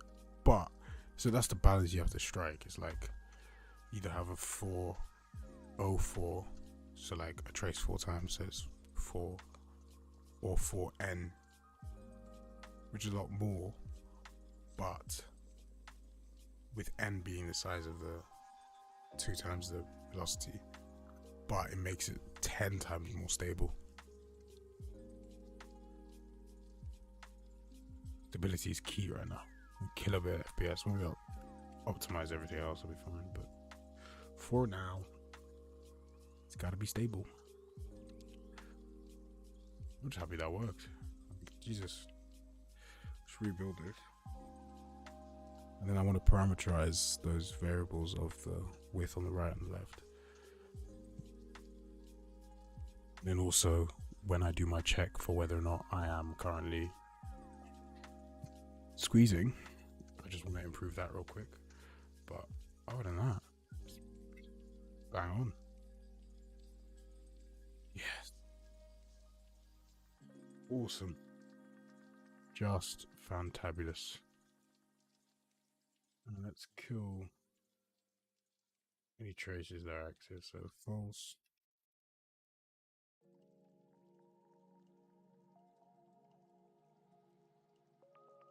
Okay.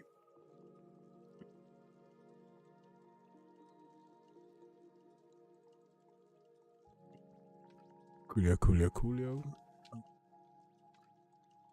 Also want to build any traces that might be active. I also would like to improve. Let's just reload. Then I'll improve the check of when I'm in the squeeze.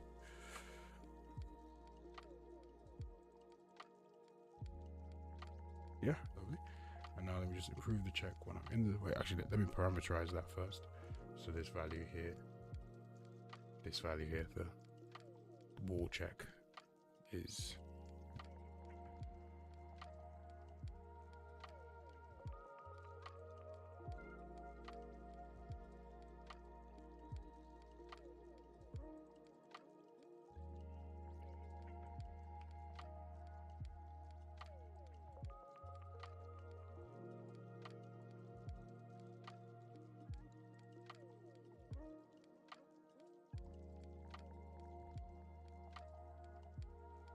basically the way in which I calculate whether or not we're squeezing in our radius way is far better than how I calculate it normally.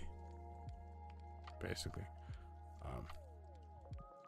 normally I just basically shoot to see if I've got a wall on my left or right, basically, which is pretty shit. Quite frankly.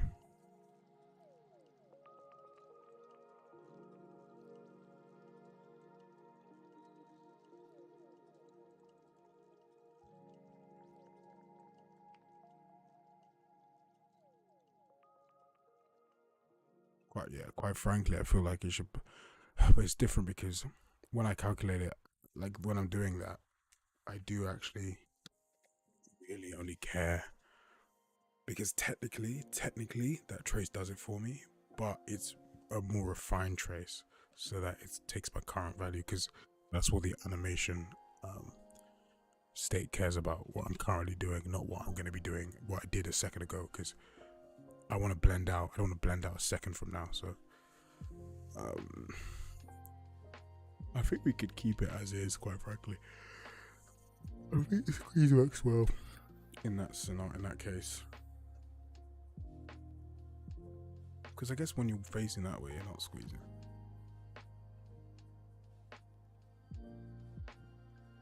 The logic I use for the radius detection is far better than the logic I use for the current squeeze, and I could just do the same thing.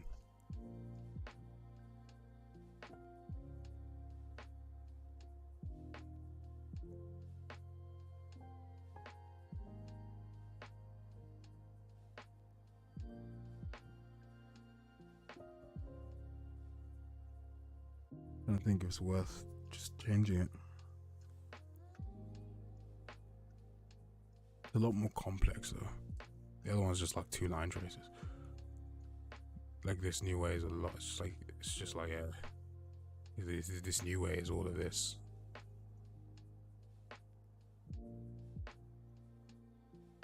The other one's like 2 line traces and then just if. Yeah, it's just less complex right now. It's not as robust, but it's way less complex. That's fine. I'm fine with that. Currently, it does mean you could be squeezing. Nah.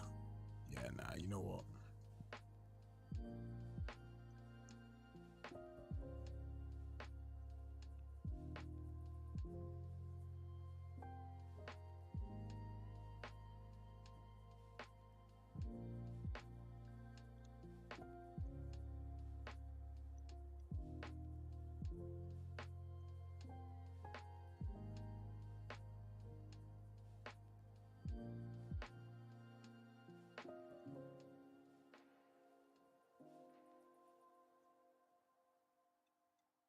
Hmm.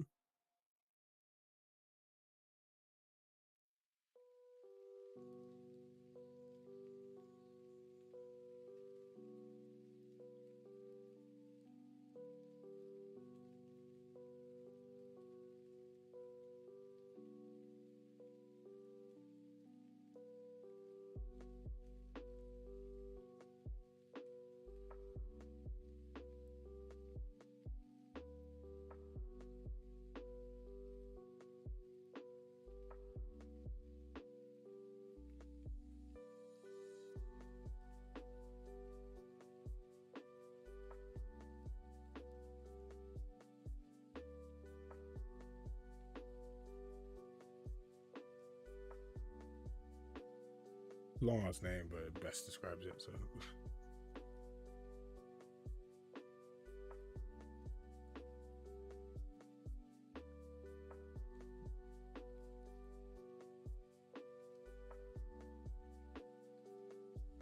but yeah, I think people that is squeezes.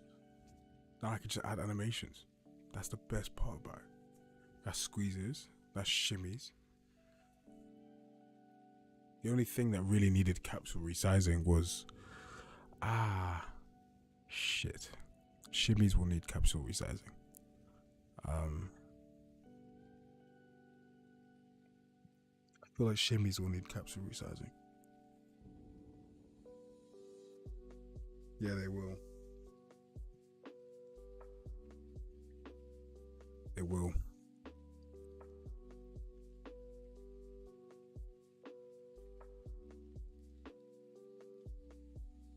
They will need capsule resizing.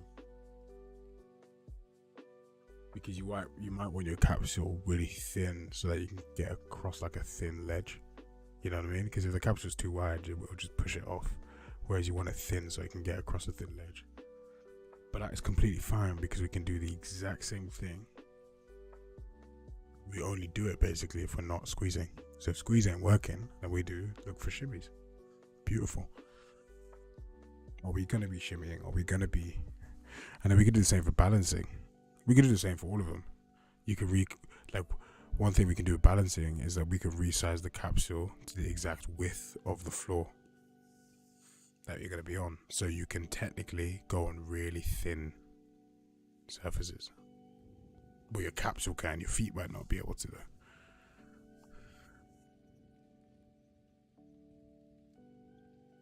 Yeah. So they're all going to need resizing. All their capsules are going to need resizing.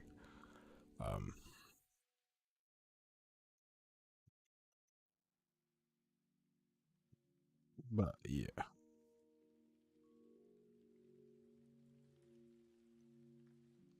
Yeah. Well, yeah, all their capsules are going to need resizing, quite frankly. Yeah. Nice. I walk in like this now.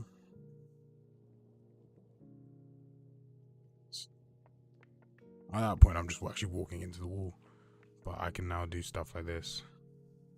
And really, I'm just walking into the wall there. That's not even me. Like, it's not that the capsule size is correct. Like, there. I'm never going to have it where it hits the... Like, because basically the main thing is if you run into this wall...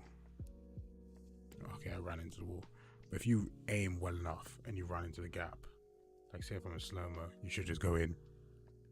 That's fine, yeah. If I hit the wall. Let me see if I can aim it better.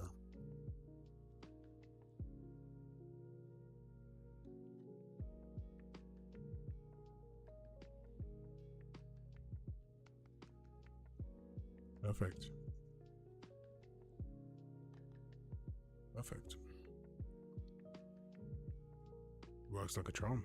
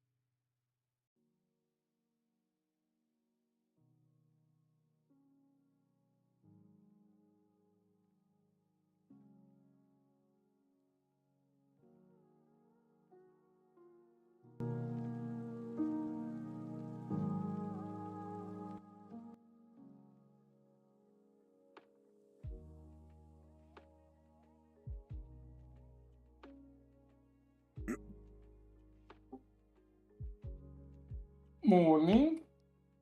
Buongiorno. Bonjour. Oh, can you see my screen? What a good day, right? What did you say, sorry? Today was a rather good day. I know. We had a lot of progress. So yeah, can you see my screen? Yeah. Cool. So, trick or trade. So now, if you notice, it will change the capsule and it won't like. Nice. And Yeah, it doesn't do the bumpy thing. And it keeps the capsule with. So if I do this, yeah, obviously, if you actually walk into the wall, fair enough. But the capsule width is gonna it's gonna be there. I just actually walked into the wall. So you still have to be accurate in terms of to get actually, but now it's like it's not the capsule going poop poop. It's actually like you're hitting the wall and sliding in, as you should be. Like if you were to walk into the wall. So now, yeah, and now the capsule width is it just stays at the right size once you're like within a certain like range of it, which is just nice. Like it doesn't before before it would like go crazy on resizing. Yeah. Now you can now you can walk right in and into it, and then turning it's all fine, and then if you come out, it'll stay that way a little bit and then just pop out. And we don't have the hand IK yet. No, the hand IK is not on right now. Yeah, it's literally not even on. Oh. I'm coming. They're gonna do animations. Tonight I'm gonna add the capsule resizing for the shimmy ledges, because so basically, I was like, oh, we don't need to resize the capsule, but then I was like, issue is that you can technically only shimmy then on a ledge the size of the radius of your thing, of the capsule. So something almost like the exact same needs to take place in like, am I gonna be shimmying? If so, or was I just shimmying? Like my capsule needs to like shrink down so that I can technically say if my ledge was like this. You actually want to be able to shimmy on that, but you currently can't. The most scary part, yeah, you just fall off. Well, I walked off there actually, but my capsule's just too big. Yeah, it does. It just goes. It's very rapid. It goes boop boop boop boop. So yeah, I'll do that tonight, and I'm gonna take a little break for a bit, and then probably do that tonight. And then I was thinking with the balancing, I might just do it so that make the capsule the size of the width on which you're balancing on. Yeah, that's good. Yeah, I mean, I don't know if that is like, because it's not colliding necessarily with anything, right? So that shouldn't affect. Actually, anything. that shouldn't matter really, because it's like keeping. That's actually not the case, because even if I make this tiny, as long as the center of the capsule is on it, the width of the capsule means nothing, because it's just 1 point on it. Yeah. Oh yeah, that is the animation. Yeah, it's really cool. I sped it up, so it's a bit hard to control, but cool. I'm gonna do it for the shimmies then, and then happy days. Well, then tomorrow, hopefully, I can just spend all of tomorrow just doing the animations and just getting all the animations for this stuff fleshed out, and looking really good. Remember to get tomorrow we can look at the C++ code and having like that wired up on pretty much everything. Just one question: is there a way to speed up the shimmy? The shimmy as well, but the what's the name? The squeeze. Is there a way to speed up at the beginning? Do you mean the transition in? To start a little bit earlier, like there, like. Yeah. 100%. Yeah. Preemptive. Yeah, I mean we can do. Because currently, all we can do there is basically just be because I currently already preempt whether or not we're gonna squeeze. So all we might have to do is just do a trace where it's a check where preempt, are we gonna be squeezing? If so, transition in. But we'll have to scale that back a bit because I don't want it to start squeezing if you're coming in like this. If there's really, like, if you're coming in from this angle here, for example, it may. I want it to start squeezing now, like Yeah, you're doing exactly. the animation.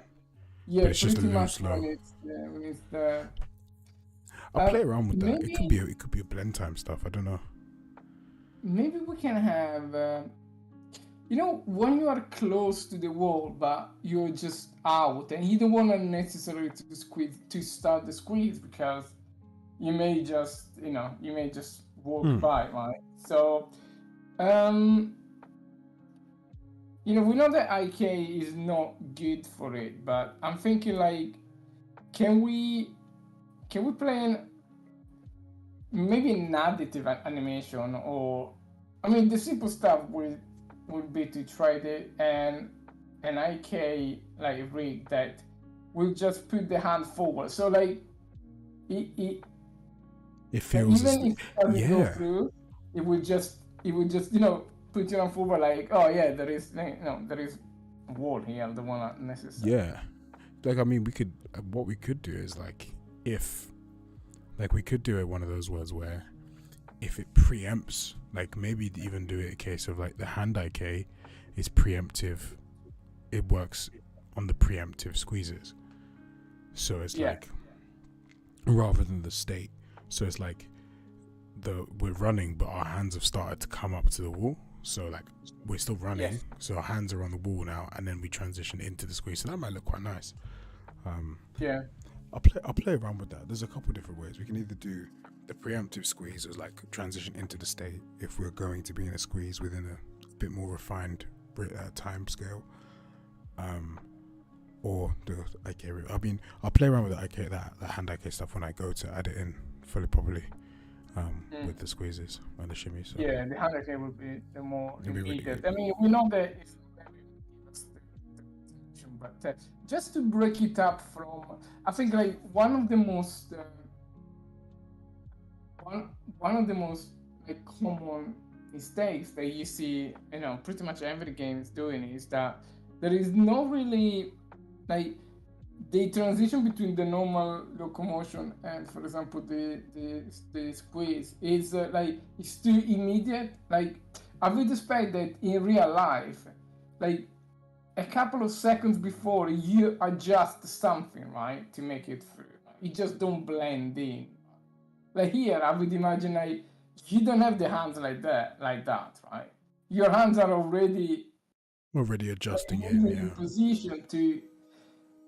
You know, I think like the feet are fine, but it's just the torso and the hands that will. And then like, and even like, and if we do some IK stuff in there, even if we just don't go in the squeeze, it will still look okay because it's like you propose it's doing something. It's preempting something. Yeah, definitely.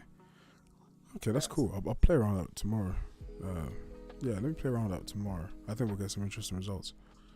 And then also, I think for the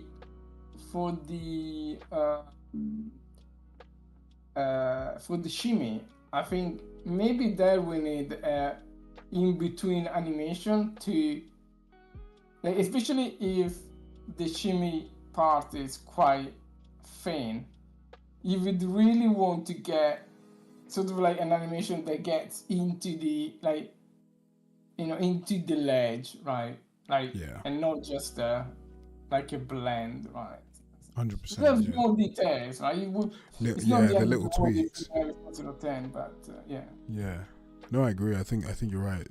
But I think for this one, I think for 0-10, I think for the squeezes, and shimmies, let's really at least have some kind of entry, whether or not it's just a bit of hand eye care to just, you know, help us out and be like, okay, this is what we're gonna do. But I think we can do some preemptive stuff and be like, if you are preempting a shivvy, just start triggering that hand eye care for it to come up to the wall. So it'd be like, oh, you're gonna do something. You know, if it's not preempted at all, then you know, just continue doing what you're doing, like because you might do a run up or whatever. But if it's preempting a shimmy, I think just start bringing in a bit of hand-eye to just like as if you're gonna grab the wall and slide across it. The same with the shimmy. Like, I think if I was here and I was coming across this edge here, as I'm coming through, I'd put my hand on this wall here. Yeah. And then like I'll actually have an animation for the start of the shimmy, so the transition in should be nicer. But that again, that all works on preemptively transitioning in. So once I solve this for that will just come. I mean, this has been a saving grace. I'm glad we added this as well. So. Cool. How do you like choose in a way the shimmy direction? Like if you're facing the wall or if you're facing. Well, that's logic done in C++ currently. But can you control it? Which way I'm facing? Yeah. Yeah, like it depends what way you're moving forward. So if I'm moving forward this way, it's shimmy right. If I'm moving this way, it's shimmy left. No, but like if you go on the, actually, can you try to do a shimmy now? Like if you go there and you may want to choose to shim with the face against the wall or the face like facing the like there. How do you choose to face the other direction going in? I see what you mean. See, I think that I think the way I'll do that is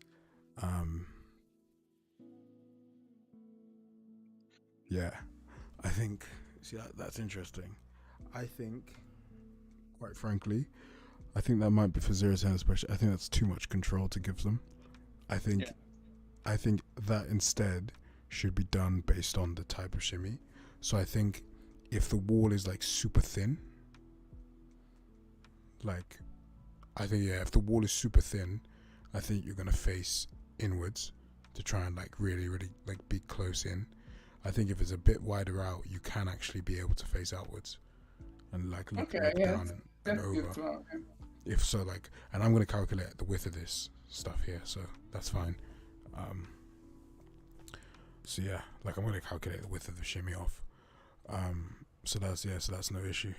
So I'll actually know the width of the shimmy ledge basically. And I think that based on that, either facing out or in, I think maybe probably like 0.15 or something like that. Then we can look at giving them control over rotating the character between like backwards facing shimmy or front facing shimmy. That's quite complex. But I think for now, definitely just pull them into one based on how wide we are. So if we are like at the moment, we don't have that logic, we say that to go like back and forth on the same direction of the shimmies. We say that there was too much of a problem with the caps, with the caps rotating. What we could even do, is it depends which way the camera's facing. If the camera's facing this way, shimmy facing the wall. If it's facing this way, so you're shimmying like this. Or like if it's facing anywhere out, if it's facing inwards, shimmy in towards the wall, and if you're facing outwards, shimmy out. Like if it's like this. Yeah, that's good. Shimmy Yeah, out. yeah. And like if it's like this, shimmy in. So we can. Yeah. And I can just look at the normal of the camera against this hit, so that could be interesting. Yeah. I like it. Play a direction, if anything, just the direction of movement input to camera. So that's pretty simple. I think that's quite good.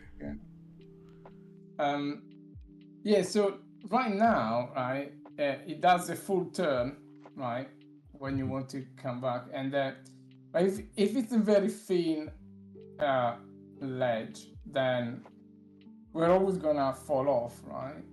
Yeah, but that's because of the type of turn I do. Like it's again because the capsule is massive, and the type of turn is like the turn at the moment isn't a shimmy turn. It's like a shimmy turn will just be like a rotation of the thing so that you're facing the other way. Right now it does like a whole body twist thing. I think with the right turn, that problem would actually happen. Okay. Yeah. Yeah, I'm because gonna work on all the animations tomorrow. So any problems then, I'll figure out that I'll address tomorrow. That's when I'll know all these problems if they're gonna arise or not. Yeah. But it should be cool, regardless. I'm interested to see how it's gonna come out. Okay. So, and the last thing is, I know that we don't want to start tagging geometry and stuff like that, but can we, like, the entrance of that wall, can we find a way to avoid, to be contextual and avoid climbing up the wall if you are too close to the gap? Like, can we have that extra filter on the climb ups? Like, do not That's climb. easy. Yeah, that's super easy. Yeah. Because I think that would solve a lot of those issues when you, oh yeah, no, I climbed up. Yeah, I didn't want to. I saved that already, so that's all cool. That's super easy. I preempted that. It's like I preempted like, so I had it like it's anticipated a squeeze basically. So if it is anticipated a squeeze, then I'm gonna be like, don't do a climb up. And again, that's a very edge casey kind of thing. Very much for edge cases like this, where you can theoretically climb up whilst you're squeezing.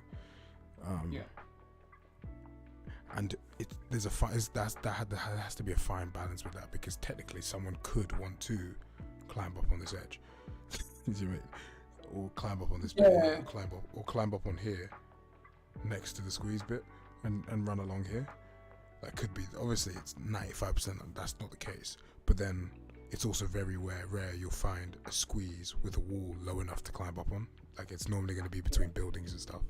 So but yeah, that I think we can address that case. I think that's going to be one where we do it, see how it feels, whether or not we like it or not, and then we go from there. Yeah. Now, if we see that there is a common pattern and is annoying us, then it's probably annoying other people. 100%.